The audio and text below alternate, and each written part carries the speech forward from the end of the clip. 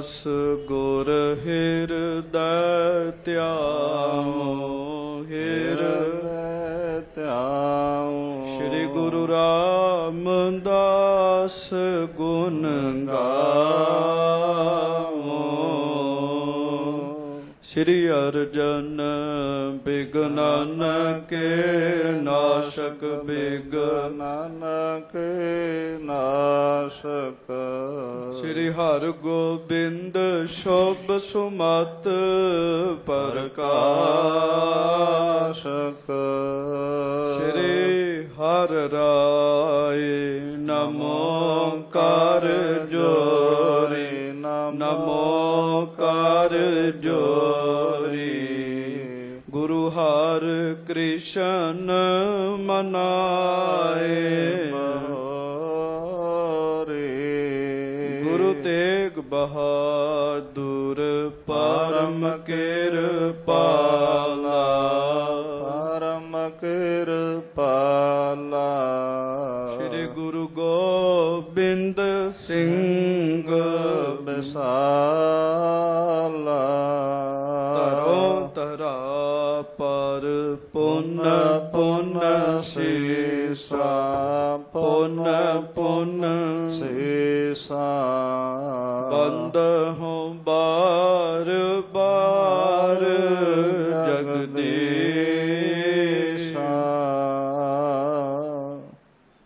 ਜਿਸ ਮਹਿ ਅੰਮ੍ਰਿਤ ਗਿਆਨ ਹੈ, ਮਾਣਕ ਭਗਤ ਬੈਰਾਗ।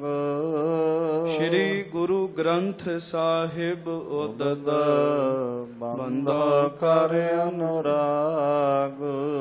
ਏਕੰਕਾਰ ਸਤਿਗੁਰ ਤਹਿ ਪ੍ਰਸਾਦ ਸਚ ਹੋਏ।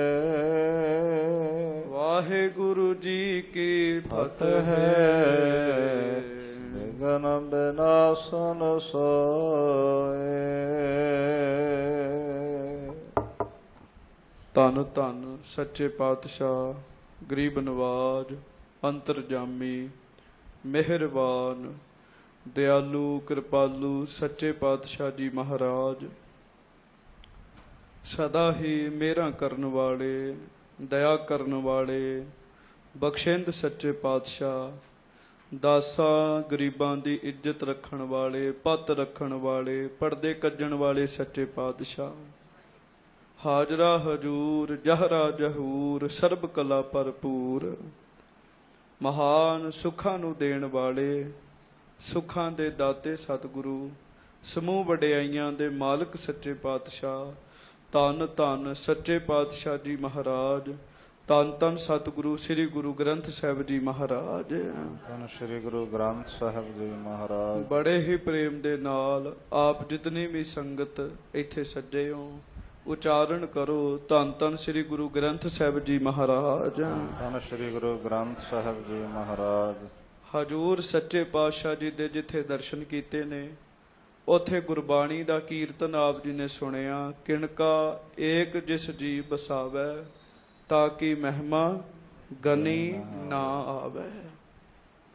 ਗੁਰਬਾਣੀ ਵਿੱਚ ਬਹੁਤ ਕੁਝ ਐਸਾ ਹੈ ਜਿਹੜਾ ਧਿਆਨ ਨਾਲ ਪੜ੍ਹਨਾ ਪੈਂਦਾ, ਤਕਰੀਬਨ ਸਾਰੀ ਬਾਣੀ, ਪਰ ਕੁਝ ਗੱਲਾਂ ਵਿਸ਼ੇਸ਼ ਧਿਆਨ ਦੇਣ ਯੋਗ ਹੁੰਦੀਆਂ ਨੇ।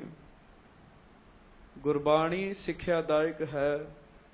ਗੁਰਬਾਣੀ ਵਿੱਚ ਵਾਹਿਗੁਰੂ ਜੀ ਦੀਆਂ ਸਿਫਤਾਂ ਵੀ ਲਿਖੀਆਂ ਨੇ, ਗੁਰਬਾਣੀ ਵਿੱਚ ਗੁਰੂ ਜੀ ਦੀਆਂ ਵੀ ਸਿਫਤਾਂ ਲਿਖੀਆਂ ਨੇ, ਗੁਰਬਾਣੀ 'ਚ ਭਗਤਾਂ ਦੀ ਵੀ ਸਿਫਤ ਲਿਖੀ ਹੈ, ਗੁਰਬਾਣੀ 'ਚ ਸੰਤਾਂ ਦੀ ਵੀ ਸੰਗਤ ਲਿਖੀ ਹੈ, ਤੇ ਗੁਰਬਾਣੀ 'ਚ ਮਨਮੁਖ ਬੰਦਿਆਂ ਦੀ ਜ਼ਿੰਦਗੀ ਦਾ ਹਾਲ ਵੀ ਲਿਖਿਆ ਜੀ।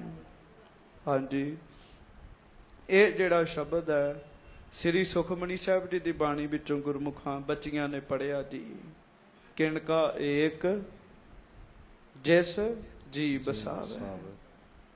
ਬਸਾਵੈ ਬੰਦਾ ਆਪਣੀ ਮਰਜ਼ੀ ਦੇ ਨਾਲ ਰੱਬ ਦੇ ਨਾਮ ਦਾ ਕਿਣਕਾ ਆਪਣੇ ਹਿਰਦੇ 'ਚ ਵਸਾ ਨਹੀਂ ਚ ਸਕਦਾ ਜੀ।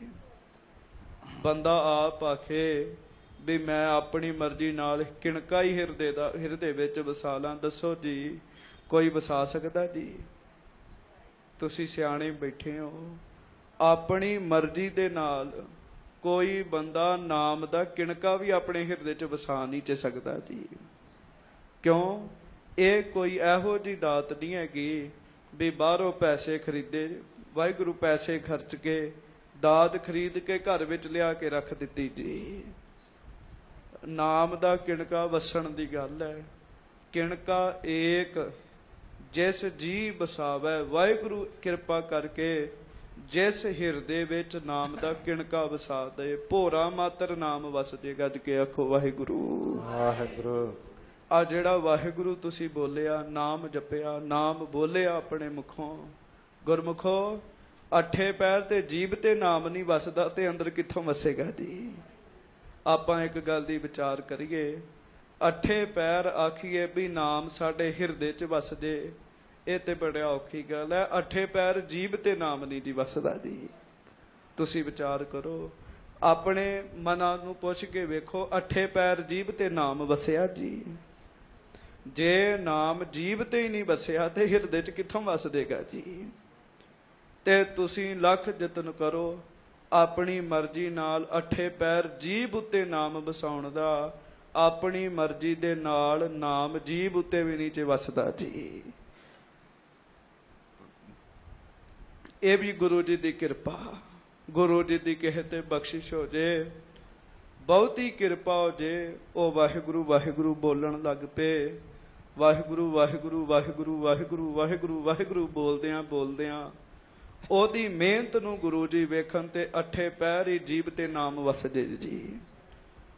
ਜਿਨ੍ਹਾਂ ਦੀ ਜੀਭ ਉੱਤੇ ਨਾਮ ਵਸ ਗਿਆ ਉਹਨਾਂ ਦੀ ਵੀ ਬੜੀ ਬੜੀ ਵੱਡੀ ਵਡਿਆਈ ਹੈ ਜੀ।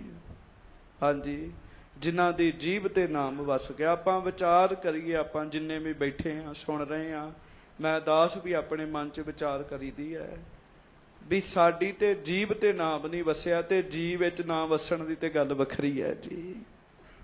ਹਾਂਜੀ, ਹਿਰਦੇ ਵਿੱਚ ਨਾਮ ਵਸਣ ਦੀ ਗੱਲ ਵੱਖਰੀ ਹੈ।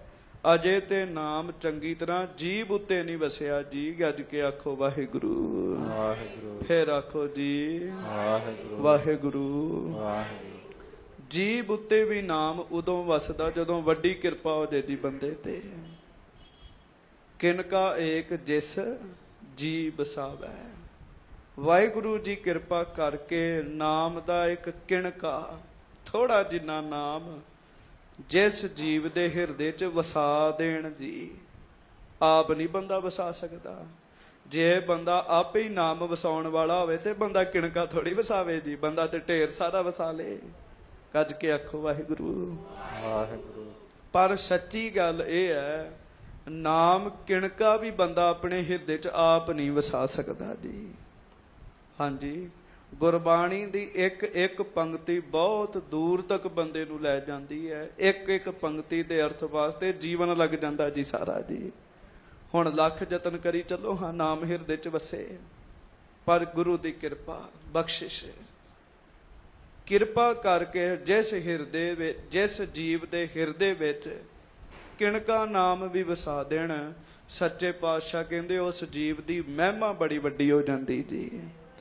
ਕਿਣਕੇ ਦੀ ਮਹਿਮਾ ਤੇ ਕਥੀ ਨਹੀਂ ਨਾ ਜਾ ਸਕਦੀ ਜੀ।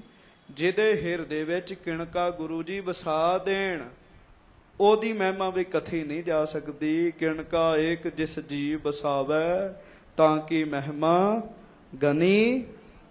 ਗੁਰਬਾਣੀ ਦਾ ਪਾਠ ਪੜ੍ਹਦੇ ਹੋ, ਤੁਹਾਨੂੰ ਆਉਂਦਾ, ਬੋਲੋ ਸਾਰੇ, ਤਾਂ ਕੀ ਮਹਿਮਾ ਗਨੀ ਨਾ ਆਵੇ। ਉਹਦੀ ਮਹਿਮਾ ਗਣੀ ਨਹੀਂ ਜਾ ਸਕਦੀ ਜੀ। ਅਰਦਾਸ ਕਰਿਆ ਕਰੋ, ਮਹਾਰਾਜ ਸੱਚੇ ਪਾਤਸ਼ਾਹ, ਕਿਣਕੇ ਵੀ ਜਿਸ ਜੀਵ ਦੇ ਹਿਰਦੇ 'ਚ ਇੱਕ ਕਿਣਕਾ ਵਸੇ ਉਹਦੀ ਮਹਿਮਾ ਬੜੀ ਹੈ। ਮਹਾਰਾਜ ਅਸੀਂ ਤੇ ਕਿਣਕਾ ਵੀ ਨਹੀਂ ਮੰਗਦੇ, ਤੁਸੀਂ ਕਿਰਪਾ ਕਰੋ ਤੇ ਕਿਣਕੇ ਤੋਂ ਵੀ ਥੋੜਾ ਜਿਹਾ ਜਿਹੜਾ ਹਿੱਸਾ ਹੈਗਾ ਉਹੋ ਹੀ ਨਾਮ ਦਾ ਵਸਾ ਦਿਓ ਜੀ। ਹਾਂਜੀ, ਬੰਦੇ ਦੀ ਸੁਰਤ ਗੁਰਮੁਖੋ ਬੜੇ ਪਾਸੇ ਫਸੀ ਹੋਈ ਹੈ। ਕੱਜ ਕੇ ਆਖੋ ਸ੍ਰੀ ਵਾਹਿਗੁਰੂ। ਸੁਰਤ ਫਸੀ ਹੋਈ ਹੈ ਆਪਣੀ। ਬੰਦੇ ਦੀ ਤੇ ਗੱਲ ਛੱਡੀਏ, ਸਰੀਰ ਵਿੱਚ ਕੀ ਸੁਰਤ ਫਸਣੀ ਹੈ। ਮੈਂ ਕਈਆਂ ਦੀ ਸੁਰਤ ਵੇਖੀ ਜੀ, ਉਹਨਾਂ ਦੀ ਆਲੂ ਚੋਂ ਹੀ ਨਹੀਂ ਸੁਰਤ ਬਾਹਰ ਆਉਂਦੀ ਜੀ, ਗੰਢਿਆਂ ਚੋਂ ਹੀ ਨਹੀਂ ਸੁਰਤ ਬਾਹਰ ਆਉਂਦੀ। ਹਾਂਜੀ, ਟਮਾਟਰਾਂ ਚੋਂ ਸੁਰਤ ਬਾਹਰ ਨਹੀਂ ਆਉਂਦੀ। ਕਿਉਂ ਜੀ? ਉਹ ਸੁਰਤ ਉੱਥੇ ਵਸ ਗਈ ਜੀ। ਇਹਨਾਂ ਦੇ ਭਾਅ ਹੀ ਸੁਣਾਈ ਜਾਂਦੇ, ਜਿਹੜਾ ਰੇਟ ਵਧਣਾ ਵੱਧ ਗਿਆ ਜੀ। ਹਾਂਜੀ, ਤੇ ਬੰਦਾ ਰੱਬ ਦੇ ਨਾਂ ਦੀ ਗੱਲ ਕਰੇ। ਹਾਂਜੀ, ਸਾਹਮਣੇ ਬੈਠੇ ਹੱਥ ਪੇ ਜੇ, ਦੱਸੋ ਸੁਰਤ ਵਸੀ ਹੈ ਕਿ ਨਹੀਂ ਇੱਥੇ ਜੀ? ਗੱਜ ਕੇ ਆਖੋ ਵਾਹਿਗੁਰੂ ਵਾਹਿਗੁਰੂ। ਸੁਰਤ ਹੈ ਜੀ ਬੰਦੇ ਦੀ, ਬੰਦਾ ਮੰਨੇ ਜਾਂ ਨਾ ਮੰਨੇ, ਉਹਦੀ ਸੁਰਤ 'ਚ ਚੀਜ਼ਾਂ ਵਸੀਆਂ ਪਈਆਂ ਜੀ, ਵਸੀਆਂ ਪਈਆਂ। ਇੰਨਾ ਵੱਡਾ ਵਾਹਿਗੁਰੂ ਜੀ ਦਾ ਨਾਮ ਸੁਰਤ ਵਿੱਚ ਕਿਹੜੇ ਵੇਲੇ ਵਸੇਗਾ ਜੀ? ਆਪਾਂ ਇਮਾਨਦਾਰੀ ਨਾਲ ਗੱਲ ਕਰੀਏ। ਇਸ ਕਰਕੇ ਕਿਣਕੇ ਦਾ ਵੀ ਥੋੜਾ ਜਿਹੜਾ ਹਿੱਸਾ ਹੈਗਾ, ਅਰਦਾਸ ਕਰਿਆ ਕਰੋ ਗੁਰੂ ਜੀ ਕਿਤੇ ਨਾਮ ਦਾ ਉਹ ਹਿਰਦਾ ਅੰਦਰ ਵਸ ਜੇ। ਗੱਲ ਵਸਿਆ ਹੀ ਬਣਨੀ ਦੀ ਸੰਗਤ ਜੀ। ਇਸ ਕਰਕੇ ਪ੍ਰੇਮ ਨਾਲ ਜਪੋ ਵਾਹਿਗੁਰੂ ਵਾਹਿਗੁਰੂ ਵਾਹਿਗੁਰੂ ਵਾਹਿਗੁਰੂ ਵਾਹਿਗੁਰੂ ਵਾਹਿਗੁਰੂ ਵਾਹਿਗੁਰੂ ਵਾਹਿਗੁਰੂ ਵਾਹਿਗੁਰੂ ਵਾਹਿਗੁਰੂ ਵਾਹਿਗੁਰੂ। ਹੁਣ ਬੜੇ ਪ੍ਰੇਮ ਨਾਲ ਫਤਿਹ ਬੁਲਾਓ।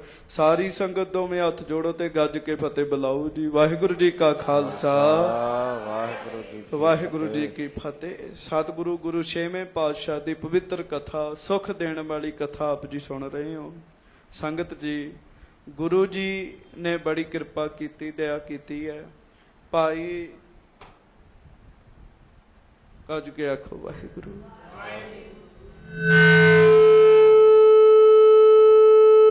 ਵਾਹਿਗੁਰੂ ਵਾਹਿਗੁਰੂ ਵਾਹਿਗੁਰੂ ਵਾਹਿਗੁਰੂ।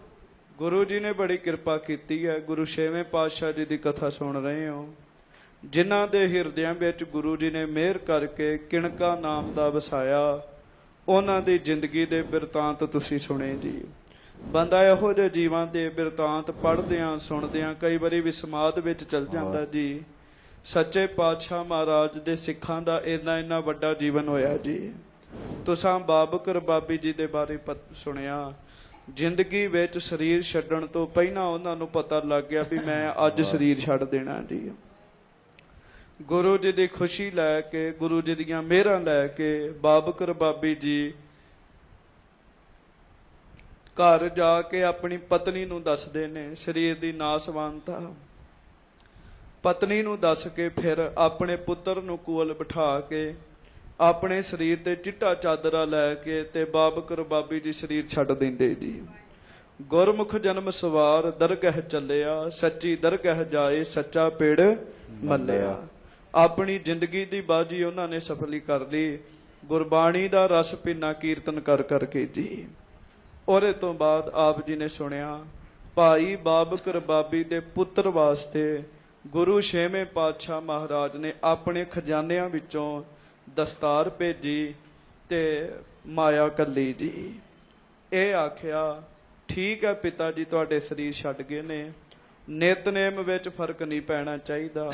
ਸਰੀਰ ਤੁਸੀਂ ਵੀ ਛੱਡਣਾ ਤੇ ਸਰੀਰ ਅਸੀਂ ਵੀ ਛੱਡਣਾ। ਜਿੰਨੀ ਕੁ ਉਮਰ ਹੈਗੀ ਹੈ ਆ ਕੇ ਸੰਗਤ ਵਿੱਚ ਗੁਰਬਾਣੀ ਦਾ ਕੀਰਤਨ ਕਰੋ ਜੀ। ਗੁਰਮੁਖੋ ਇੱਕ ਵਾਰੀ ਗੱਜ ਕੇ ਸਾਰੀ ਸੰਗਤ ਆਖੋ ਵਾਹਿਗੁਰੂ ਵਾਹਿਗੁਰੂ। ਗੁਰੂ ਕਿਰਪਾ ਕਰੇ, ਮੈਂ ਆਪਣੀ ਗੱਲ ਨਹੀਂ ਕਰਦਾ ਜੀ, ਹਾਂਜੀ, ਪਰ ਗੁਰਬਾਣੀ ਦੀ ਕਥਾ ਕਰਨ ਲਈ, ਕੀਰਤਨ ਕਰਨ ਦੇ ਲਈ ਕੋਈ ਨਾ ਕੋਈ ਅਵਸਥਾ ਬੰਦੇ ਦੀ ਹੋਣੀ ਚਾਹੀਦੀ ਹੈ ਜੀ। ਹਾਂਜੀ, ਨਹੀਂ ਤੇ ਗੱਲਾਂ ਹੀ ਨੇ ਜੀ, ਹੋਰ ਕੱਖ ਨਹੀਂ ਹੈਗਾ ਜੀ। ਕੋਈ ਨਾ ਕੋਈ ਅਵਸਥਾ ਜ਼ਰੂਰ ਹੋਣੀ ਚਾਹੀਦੀ ਹੈ, ਫਿਰ ਬੰਦਾ ਕਰੇ ਜੀ, ਫਿਰ ਅਸਰ ਪਾਏਗਾ ਜੀ। ਸੱਚੇ ਪਾਤਸ਼ਾਹ ਮਹਾਰਾਜ ਨੇ ਕਿਰਪਾ ਕੀਤੀ, ਅਵਸਥਾ ਇਹ ਬਣਾ ਦਿੱਤੀ ਜੀ। ਕੀ ਅਵਸਥਾ ਬਣਾਈ ਜੀ? ਅੰਦਰੋਂ ਸ਼ੋਕ ਦੂਰ ਕਰ ਦਿੱਤਾ ਜੀ। ਬੜੇ ਚਾਅ ਦੇ ਨਾਲ ਬਾਬਕ ਜੀ ਦੇ ਪੁੱਤਰ ਨੇ ਜਵਾਨੀ ਵਿੱਚ ਆ ਕੇ ਮਹਾਰਾਜ ਜੀ ਦੀ ਹਜ਼ੂਰੀ ਵਿੱਚ ਕੀਰਤਨ ਕਰਨ ਦੀ ਜਿਹੜੀ ਡਿਊਟੀ ਸੀ ਉਹਨੂੰ ਸਾਂਭ ਲਿਆ। ਇੱਥੋਂ ਤੱਕ ਤੁਸੀਂ ਗੁਰੂ ਘਰ ਦਾ ਪਵਿੱਤਰ ਇਤਿਹਾਸ ਸੁਣਿਆ। ਹੁਣ ਆਪਣੇ ਮਨਾਂ ਦਾ ਬੈਲੈਂਸ ਥੋੜਾ ਜਿਹਾ ਸਹੀ ਕਰੋ। ਅਗਲੀ ਕਥਾ ਹੁਣ ਆਪਾਂ ਸੁਣੀਏ ਸਾਰੀ ਸੰਗਤ ਜੀ। ਸਤਿਗੁਰੂ ਗੁਰੂ ਹਰਗੋਬਿੰਦ ਸਾਹਿਬ ਮਹਾਰਾਜ ਗਰੀਬ ਨਵਾਜ ਜੀ ਆਪਣੇ ਸਰੀਰ ਛੱਡਣ ਦੀਆਂ ਵੀ ਤਿਆਰੀਆਂ ਕਰਨ ਦਏ ਜੀ। ਮਹਾਰਾਜ ਗਰੀਬ ਨਵਾਜ ਜੀ ਜਦੋਂ ਆਪਣਾ ਸਰੀਰ ਛੱਡਣ ਦੀ ਤਿਆਰੀ ਕਰਨ ਦੇ, ਬਹੁਤ ਕੁਝ ਆਪਣੇ ਹੁੰਦਿਆਂ ਗੁਰੂ ਜੀ ਨੇ ਵੰਡ ਦਿੱਤਾ ਜੀ। ਵੈਸੇ ਗੁਰੂ ਜੀ ਸਦਾ ਹੀ ਨੇ ਜੀ, ਕਹਿਣ ਮਾਤਰ ਐਸਾ ਬੋਲਣਾ ਪੈਂਦਾ ਜੀ ਸਾਨੂੰ ਜੀ। ਸਰੀਰ ਦੇ ਹੁੰਦਿਆਂ ਗੁਰੂ ਜੀ ਨੇ ਆਪਣੇ ਘੋੜੇ ਚੋਲੇ ਵੰਡ ਦਿੱਤੇ ਜੀ। ਮਹਾਰਾਜ ਕਹਿਣ ਲੱਗੇ ਸਿੱਖੋ, ਜਦੋਂ ਸਰੀਰ ਹੀ ਨਹੀਂ ਹੋਣਾ ਤੇ ਕਿਆ ਲਾਭ ਹੈ। ਕਹਿਣ ਲੱਗੇ ਗਰੀਬਾਂ ਨੂੰ ਬੜਾ ਖੁੱਲਾ ਧਨ ਦਿੱਤਾ। ਮਹਾਰਾਜ ਨੇ ਆਖਿਆ ਭਾਈ ਲੈ ਲੋ। ਗਰੀਬ ਤੋਂ ਗਰੀਬ ਬੰਦਾ ਗੁਰੂ ਜੀ ਕੋਲ ਮੰਗਣ ਆਉਂਦਾ ਸੀਗਾ, ਜਦੋਂ ਘਰ ਜਾਂਦਾ ਸੀ ਉਹ ਅਮੀਰ ਬਣ ਜਾਂਦਾ ਸੀਗਾ ਜੀ। ਉਹਦੇ ਚਾਲ ਚੱਲਣ ਹੀ ਹੋਰ ਹੋ ਜਾਂਦੇ ਸੀਗੇ। ਇਸੇ ਤਰ੍ਹਾਂ ਅਸੀਂ ਵੀ ਗਰੀਬ ਹੀ ਹਾਂ ਜੀ।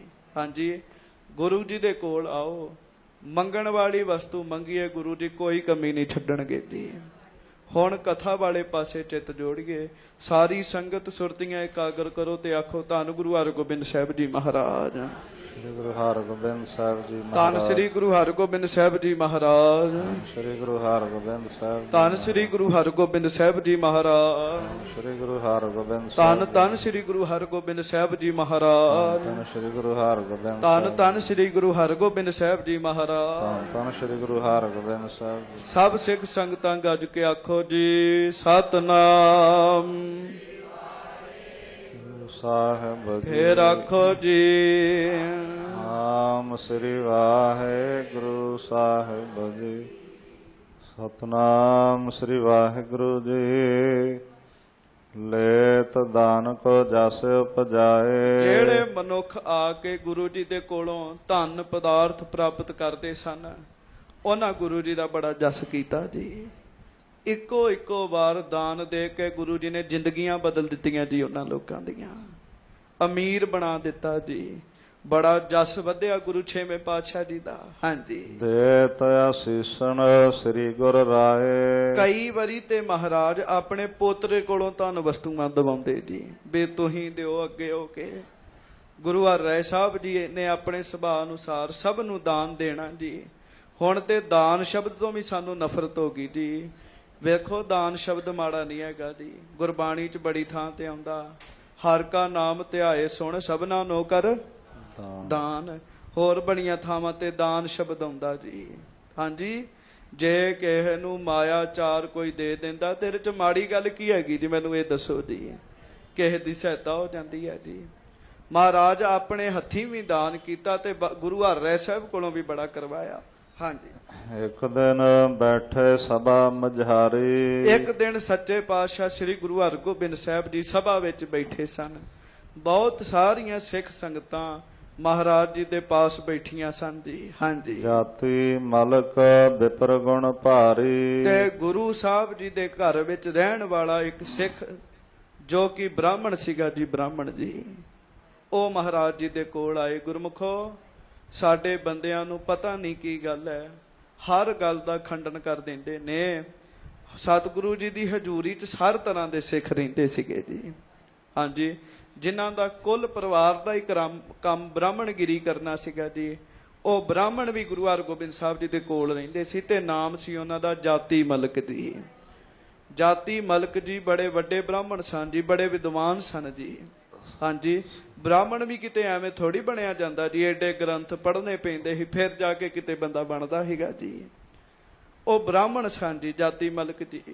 ਉਹ ਗੁਰੂ ਹਰਗੋਬਿੰਦ ਸਾਹਿਬ ਜੀ ਦੇ ਕੋਲ ਆਏ ਜੀ। ਹਾਂਜੀ, ਸਤਿਗੁਰ ਘਰ ਕੋ ਪ੍ਰੋਹਤ ਹੈ। ਗੁਰੂ ਘਰ ਦੇ ਵਿੱਚ ਇਹਨੇ ਬੜੀ ਭੂਮਿਕਾ ਨਿਭਾਈ ਜੀ। ਗੁਰੂ ਘਰ ਵਿੱਚ ਬ੍ਰਾਹਮਣ ਸੀ ਜੀ ਇਹ। ਹੁਣ ਇਹ ਨਾ ਸਮਝ ਲਿਓ ਵੀ ਆਪਾਂ ਹੁਣ ਹੱਥ ਵਿਖਾਉਣ ਵਾਲੇ ਬ੍ਰਾਹਮਣ ਲੱਭਣੇ ਜੀ। ਬ੍ਰਾਹਮਣ ਉਹ ਹੁੰਦਾ ਸੀ ਜਿਨੇ ਵੇਦ ਪੜ੍ਹੇ ਹੁੰਦੇ ਸੀਗੇ ਜੀ, ਬੜਾ ਵਿਦਵਾਨ ਸੀਗਾ ਜੀ ਇਹ। ਹਾਂਜੀ, ਆਜੁਦ ਧਾਰੀ ਹੈ ਵਟੇਗਰ ਹੈ। ਤੇ ਜਿਹੜੇ ਖੰਡਨ ਮੰਡਨ ਕਰਦੇ ਜੀ, ਉਹ ਆਪ ਤੇ ਕਿਸੇ ਜੋਗੇ ਨਹੀਂ ਜੀ ਹੁੰਦੇ। ਜਾਤੀ ਮਲਕ ਜੀ ਨੂੰ ਕੱਲੇ ਗ੍ਰੰਥ ਪੜ੍ਹਨੇ ਨਹੀਂ ਆਉਂਦੇ ਜੀ, ਜਾਤੀ ਮਲਕ ਜੀ ਜੰਗ ਜੁੱਧ ਕਰਨਾ ਵੀ ਜਾਣਦੇ ਸੀਗੇ ਜੀ। ਲਗਭਗ ਚਾਰੇ ਜੰਗਾਂ ਵਿੱਚ ਜਾਤੀ ਮਲਕ ਜੀ ਨੇ ਸਿੱਖਾਂ ਦੇ ਨਾਲ ਮਹਾਰਾਜ ਜੀ ਦੇ ਵਾਲੇ ਪਾਸੇ ਰਹਿ ਕੇ, ਮਹਾਰਾਜ ਜੀ ਦੀ ਹਜ਼ੂਰੀ ਵਿੱਚ ਰਹਿ ਕੇ ਜੰਗ ਕੀਤਾ ਜੀ। ਹਾਂਜੀ, ਸ਼ਸਤਰਧਾਰੀ ਸਨ ਜਾਤੀ ਮਲਕ ਜੀ। ਹਾਂਜੀ, ਰਣ ਮਹਿ ਕੀਨੇ ਪਰਾਕਰਮ ਭਾਰੇ। ਜਿਨ੍ਹਾਂ ਨੇ ਯੁੱਧ ਦੇ ਮੈਦਾਨ ਦੇ ਵਿੱਚ ਬੜੇ ਜੌਹਰ ਵਿਖਾਏ ਸੀ ਜਾਤੀ ਮਲਕ ਜੀ ਨੇ। ਹਾਂਜੀ, ਸ਼ਤਰੂ ਤੁਰਕ ਅਨੇਕ ਸੰਘਾਰੇ। ਪਤਾ ਨਹੀਂ ਕਿੰਨੇ ਕੁ ਸ਼ਤਰੂਆਂ ਦਾ ਨਾਸ ਜਾਤੀ ਮਲਕ ਜੀ ਨੇ ਆਪਣੀ ਜ਼ਿੰਦਗੀ 'ਚ ਕੀਤਾ ਸੀਗਾ ਜੀ। ਹਾਂਜੀ, ਪੂਰਬ ਗੁਰ ਢਿਗ ਸਿੰਘਾ ਨਾਮ। ਪਹਿਲਾਂ ਗੁਰੂ ਸਾਹਿਬ ਜੀ ਦੀ ਹਜ਼ੂਰੀ ਵਿੱਚ ਪਹਿਲੇ ਜੰਗ ਵਿੱਚ ਤੁਸੀਂ ਸੁਣਿਆ ਜੀ, ਸਿੰਘਾ ਪੁਰੋਹਿਤ ਸੀ ਗੁਰੂ ਘਰ ਵਿੱਚ। ਅੱਜ ਕੇ ਆਖੋ ਵਾਹਿਗੁਰੂ। ਵਾਹਿਗੁਰੂ। ਪੁਰੋਹਿਤ ਦਾ ਅਰਥ ਹੈ ਬ੍ਰਾਹਮਣ ਸੀ। ਹੋਰ ਕਈ ਪ੍ਰਕਾਰ ਦੇ ਕਾਰਜ ਕਰਨੇ ਗੁਰੂ ਜੀ ਨੇ ਇਹੋ ਜਿਹੀ ਫੌਜ ਵੀ ਕੋਲ ਰੱਖੀ ਹੁੰਦੀ ਸੀਗੀ ਜੀ, ਤਾਂ ਕਿ ਮਨ ਵਿੱਚ ਭਰਮ ਨਾ ਰਹਿ ਜੇ। ਹੁਣ ਵੇਖੋ ਨਾ ਜੀ, ਵੱਡੇ ਬੰਦਿਆਂ ਦੀ ਹਜ਼ੂਰੀ 'ਚ ਕਈ ਲੋਕ ਹੁੰਦੇ ਜੀ, ਕਈ ਲੋਕ ਉਹਨਾਂ ਨੂੰ ਮਿਲਣ ਵਾਲੇ, ਵਰਤਣ ਵਾਲੇ। ਸਾਡੇ ਬੰਦੇ ਤੇ ਗੁਰੂ ਜੀ ਨੂੰ ਆਪਣੇ ਪਾਵੇ ਨਾ ਬੰਨ ਕੇ ਰੱਖਦੇ ਵੀ ਸਾਡੀ ਇੱਛਾ ਅਨੁਸਾਰ ਚੱਲਣ ਗੁਰੂ ਜੀ। ਹਾਂਜੀ, ਮਹਾਰਾਜ ਸੱਚੇ ਪਾਤਸ਼ਾਹ ਗਰੀਬ ਨਵਾਜ ਜੀ ਦੇ ਕੋਲ ਪਹਿਲਾਂ ਸਿੰਘਾ ਪ੍ਰੋਹਤ ਜੀ ਰਹਿੰਦੇ ਹੁੰਦੇ ਸੀਗੇ। ਹਾਂਜੀ, ਸੋ ਭੀ ਲਰਤ ਰਹਿਓ ਰਣ ਧਾਮ। ਉਹ ਵੀ ਇਕੱਲੇ ਗ੍ਰੰਥ ਪੜਨ ਵਾਲੇ ਨਹੀਂ ਸੀ ਹੈਗੇ ਜੀ। ਜੰਗ ਵਿੱਚ ਉਹਨਾਂ ਵੀ ਪਹਿਲੇ ਜੰਗ ਵਿੱਚ ਬੜੀ ਸੂਰਬੀਰਤਾ ਨਾਲ ਜੰਗ ਲੜੀ ਸੀਗੀ ਜੀ। ਹਾਂਜੀ, ਤਿਸ ਪਿਛੇ ਇਹੋ ਭਾਸਾ ਵਿਧਾਨ। ਸਿੰਘਾ ਪ੍ਰੋਹਤ ਤੋਂ ਬਾਅਦ ਜਾਤੀ ਮਲਕ ਜੀ ਉਹਨਾਂ ਦੀ ਪਦਵੀ ਉੱਤੇ ਆ ਗਏ ਜੀ। ਭਾਵ ਜਿਸ ਤਰੀਕੇ ਦਾ ਸਤਿਕਾਰ ਮਹਾਰਾਜ ਸਿੰਘਾ ਪ੍ਰੋਹਤ ਜੀ ਦਾ ਕਰਦੇ ਸੀ, ਉਵੇਂ ਫਿਰ ਜਾਤੀ ਮਲਕ ਜੀ ਦਾ ਕਰਨ ਲੱਗੇ ਜੀ। ਹਾਂਜੀ, ਚੜ੍ਹੈ ਤੁਰੰਗ ਵੀਰ ਬਲਵਾਨ। ਘੋੜਿਆਂ ਤੇ ਚੜਨਾ, ਜੰਗ ਜੁੱਧ ਕਰਨਾ ਜਾਤੀ ਮਲਕ ਜੀ ਨੂੰ ਬਹੁਤ ਆਉਂਦਾ ਸੀ। ਤੇ ਜਾਤੀ ਮਲਕ ਜੀ ਦੀ ਜਿਹੜੀ ਉਮਰ ਸੀ ਉਹ ਬਜ਼ੁਰਗੀ ਵਾਲੀ ਹੋ ਗਈ ਸੀ। ਗੱਜ ਕੇ ਆਖੋ ਵਾਹਿਗੁਰੂ ਵਾਹਿਗੁਰੂ। ਬਜ਼ੁਰਗੀ ਵਾਲੀ ਉਹਨਾਂ ਦੀ ਉਮਰ ਹੋ ਗਈ ਜੀ। ਹਾਂਜੀ, ਦਇਆ ਰਾਮ ਉਪਜਿਓ ਇਸ ਆਨੰਦ। ਜਾਤੀ ਮਲਕ ਜੀ ਦੇ ਘਰ ਵਿੱਚ ਹੀ ਗੁਰਮੁਖੋ ਇੱਕ ਸਿੱਖ ਦਾ ਜਨਮ ਹੋਇਆ ਸੀ ਜਿਹਦਾ ਨਾਮ ਸੀ ਭਾਈ ਦਇਆ ਰਾਮ ਜੀ। ਹਾਂਜੀ, ਦਸਮ ਗੁਰੂ ਟਿਗ ਰਹੇ ਆਨੰਦ। ਉਹੋ ਹੀ ਭਾਈ ਦਇਆ ਰਾਮ ਜੀ 10ਵੇਂ ਪਾਤਸ਼ਾਹ ਦੇ ਹਜੂਰ ਰਹਿ ਕੇ ਉਹਨਾਂ ਨੇ ਕਈ ਪ੍ਰਕਾਰ ਦੀ ਸੇਵਾ ਕੀਤੀ ਤੇ ਜ਼ਿੰਦਗੀ 'ਚ ਆਨੰਦ ਪ੍ਰਾਪਤ ਕੀਤਾ ਜੀ। ਹਾਂਜੀ, ਰਣ ਕੋ ਕਰਹਿ ਕਥਾ ਤਬ ਆਵੇ। ਜਿਵੇਂ ਜਾਤੀ ਮਲਕ ਜੀ ਸੂਰਮੇ ਬਹੁਤ ਵੱਡੇ ਸਨ, ਉਵੇਂ ਭਾਈ ਦਇਆ ਰਾਮ ਜੀ ਵੀ ਬੜੇ ਵੱਡੇ ਸੂਰਮੇ ਹੋਏ ਸਨ ਜੀ। ਹਾਂਜੀ, ਸ਼ਤਰੂ ਪਹਾੜੀ ਲਰ ਕਰ ਘਾਵੇ। ਤੇ ਗੁਰਮੁਖੋ ਪਹਾੜੀ ਸ਼ਤਰੂਆਂ ਨੂੰ ਉਹਨਾਂ ਵੀ ਮਾਰਿਆ ਸੀ। ਗੱਜ ਕੇ ਆਖੋ ਵਾਹਿਗੁਰੂ। ਹਾਂਜੀ, ਅੱਗੇ ਪੜੋ। ਜਾਤੀ ਮਲਕ ਜਾਣ ਨਿਜ ਅੰਤ। ਤੇ ਗੱਜ ਕੇ ਆਖੋ ਵਾਹਿਗੁਰੂ। ਜਾਤੀ ਮਲਕ ਜੀ ਦੀ ਉਮਰ ਬਜ਼ੁਰਗਾਂ ਵਾਲੀ ਹੋ ਗਈ। ਫਿਰ ਬੇਨਤੀ 'ਚ ਆ ਹੁਣ ਜਿਹੜੇ ਪ੍ਰਸੰਗ ਚੱਲਣ ਦੇ ਲਗਭਗ ਹੌਲੀ ਹੌਲੀ ਸਾਰੇ ਹੀ ਸਰੀਰ ਛੱਡੀ ਜਾਂਦੇ ਜੀ। ਜਿਹੜੇ ਪ੍ਰਸੰਗ ਚੱਲਣ ਦੇ ਨੇ, ਜਾਤੀ ਮਲਕ ਜੀ ਨੂੰ ਵੀ ਪਤਾ ਲੱਗ ਗਿਆ ਵੀ ਮੈਂ ਸਰੀਰ ਛੱਡ ਦੇਣਾ ਜੀ, ਮੇਰੀ ਉਮਰ ਪੂਰੀ ਹੋ ਗਈ। ਮੈਂ ਫਿਰ ਬੇਨਤੀ ਕਰਾਂ, ਆਮ ਸੰਸਾਰੀ ਬੰਦੇ ਦੇ ਵੱਸ ਦੀ ਗੱਲ ਨਹੀਂ ਜੀ। ਉਹਨੂੰ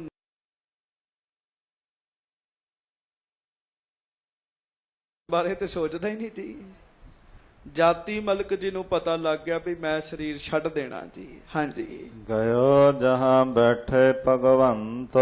ਭਗਵੰਤ ਗੱਜ ਕੇ ਆਖੋ ਧੰਨ ਗੁਰੂ ਹਰਗੋਬਿੰਦ ਸਾਹਿਬ ਜੀ ਮਹਾਰਾਜ। ਧੰਨ ਸ੍ਰੀ ਗੁਰੂ ਹਰਗੋਬਿੰਦ ਸਾਹਿਬ ਜੀ ਮਹਾਰਾਜ। ਜਿੱਥੇ ਮਾਲਕ ਸੱਚੇ ਪਾਤਸ਼ਾਹ ਸ੍ਰੀ ਗੁਰੂ ਹਰਗੋਬਿੰਦ ਸਾਹਿਬ ਬੈਠੇ ਸਨ, ਉਥੇ ਜਾਤੀ ਮਲਕ ਜੀ ਫਿਰ ਪਹੁੰਚ ਗਏ ਜੀ। ਹਾਂਜੀ, ਹਾਥ ਜੋੜ ਕਰ ਆਪਨ ਪ੍ਰਸੰਗ। ਹੱਥ ਜੋੜੋ ਤੇ ਨਮਸਕਾਰ ਕਰੋ। ਆਖੋ ਧੰਨ ਗੁਰੂ ਹਰਗੋਬਿੰਦ ਸਾਹਿਬ ਜੀ ਮਹਾਰਾਜ।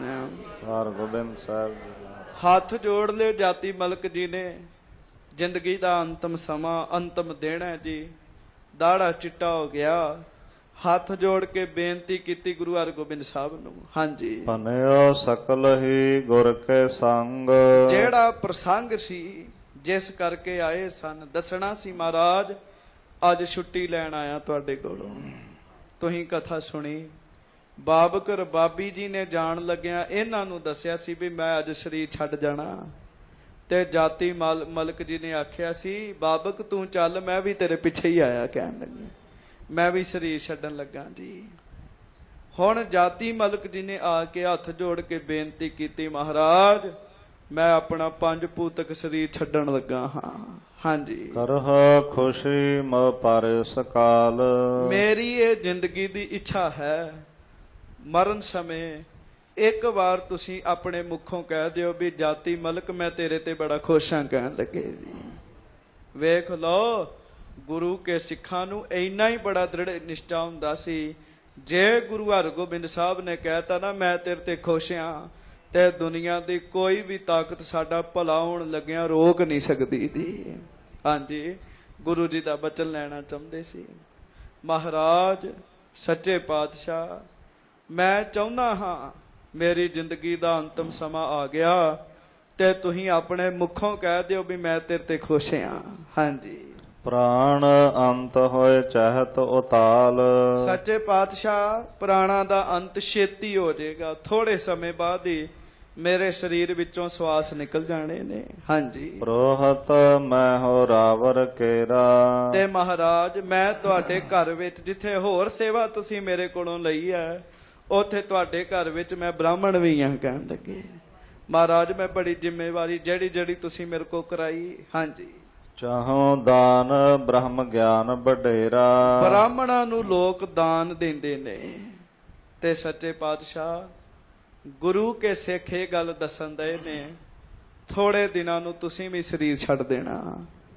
ਮਹਾਰਾਜ ਮੇਰੇ ਕੋਲੋਂ ਵਿਛੋੜਾ ਨਹੀਂ ਸਿਆ ਜਾਣਾ, ਮੈਂ ਤੁਹਾਡੇ ਤੋਂ ਪਹਿਲਾਂ ਸਰੀਰ ਛੱਡ ਦੇਣਾ ਜੀ, ਤੁਹਾਡੇ ਤੋਂ ਪਹਿਲਾਂ ਸਰੀਰ ਛੱਡ ਦੇਣਾ। ਤੇ ਸੱਚੇ ਪਾਤਸ਼ਾਹ ਬੜੇ ਬੜੇ ਗਰੀਬ ਬੰਦਿਆਂ ਨੂੰ ਤੁਸੀਂ ਦਾਨ ਦੇ ਕੇ ਅਮੀਰ ਕਰੀ ਜਾਂਦੇ ਹੋ। ਤੇ ਬ੍ਰਾਹਮਣ ਦੇ 6 ਕਰਮ ਹੁੰਦੇ ਸੀਗੇ ਜੀ। ਪਹਿਲਾ ਕਰਮ ਸੀ ਦਾਨ ਲੈਣਾ ਜੀ, ਦੂਜਾ ਹੁੰਦਾ ਸੀ ਦਾਨ ਕਰਨਾ, ਹੁਣ ਇੱਕੋ ਹੀ ਕਰਮ ਰਹਿ ਗਿਆ ਜੀ, ਲਈ ਜਾਓ ਦਿਓ ਨਾ ਕੁਛ ਦੀ ਉੱਥੋਂ ਜੀ। ਦਾਨ ਲੈਣਾ, ਦਾਨ ਦੇਣਾ, ਵਿਦਿਆ ਪੜ੍ਹਨੀ ਤੇ ਵਿਦਿਆ ਪੜ੍ਹਾਉਣੀ, ਜਗ ਕਰਨਾ ਤੇ ਜਗ ਕਰਾਉਣਾ ਜੀ। 6 ਕਰਮ ਹੁੰਦੇ ਸੀਗੇ। ਮਹਾਰਾਜ ਸਾਡਾ ਕੰਮ ਹੈ ਦਾਨ ਲੈਣਾ। ਸੱਚੇ ਪਾਤਸ਼ਾਹ ਹੋਰ ਲੋਕਾਂ ਨੂੰ ਤੁਸੀਂ ਬੜਾ ਦਾਨ ਦੇ ਰਹੇ ਹੋ, ਇੱਕ ਦਾਨ ਮੈਂ ਤੁਹਾਡੇ ਕੋਲੋਂ ਝੋਲੀ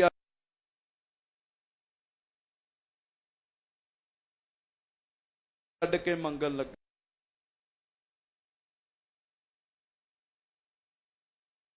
ਗੱਜ ਕੇ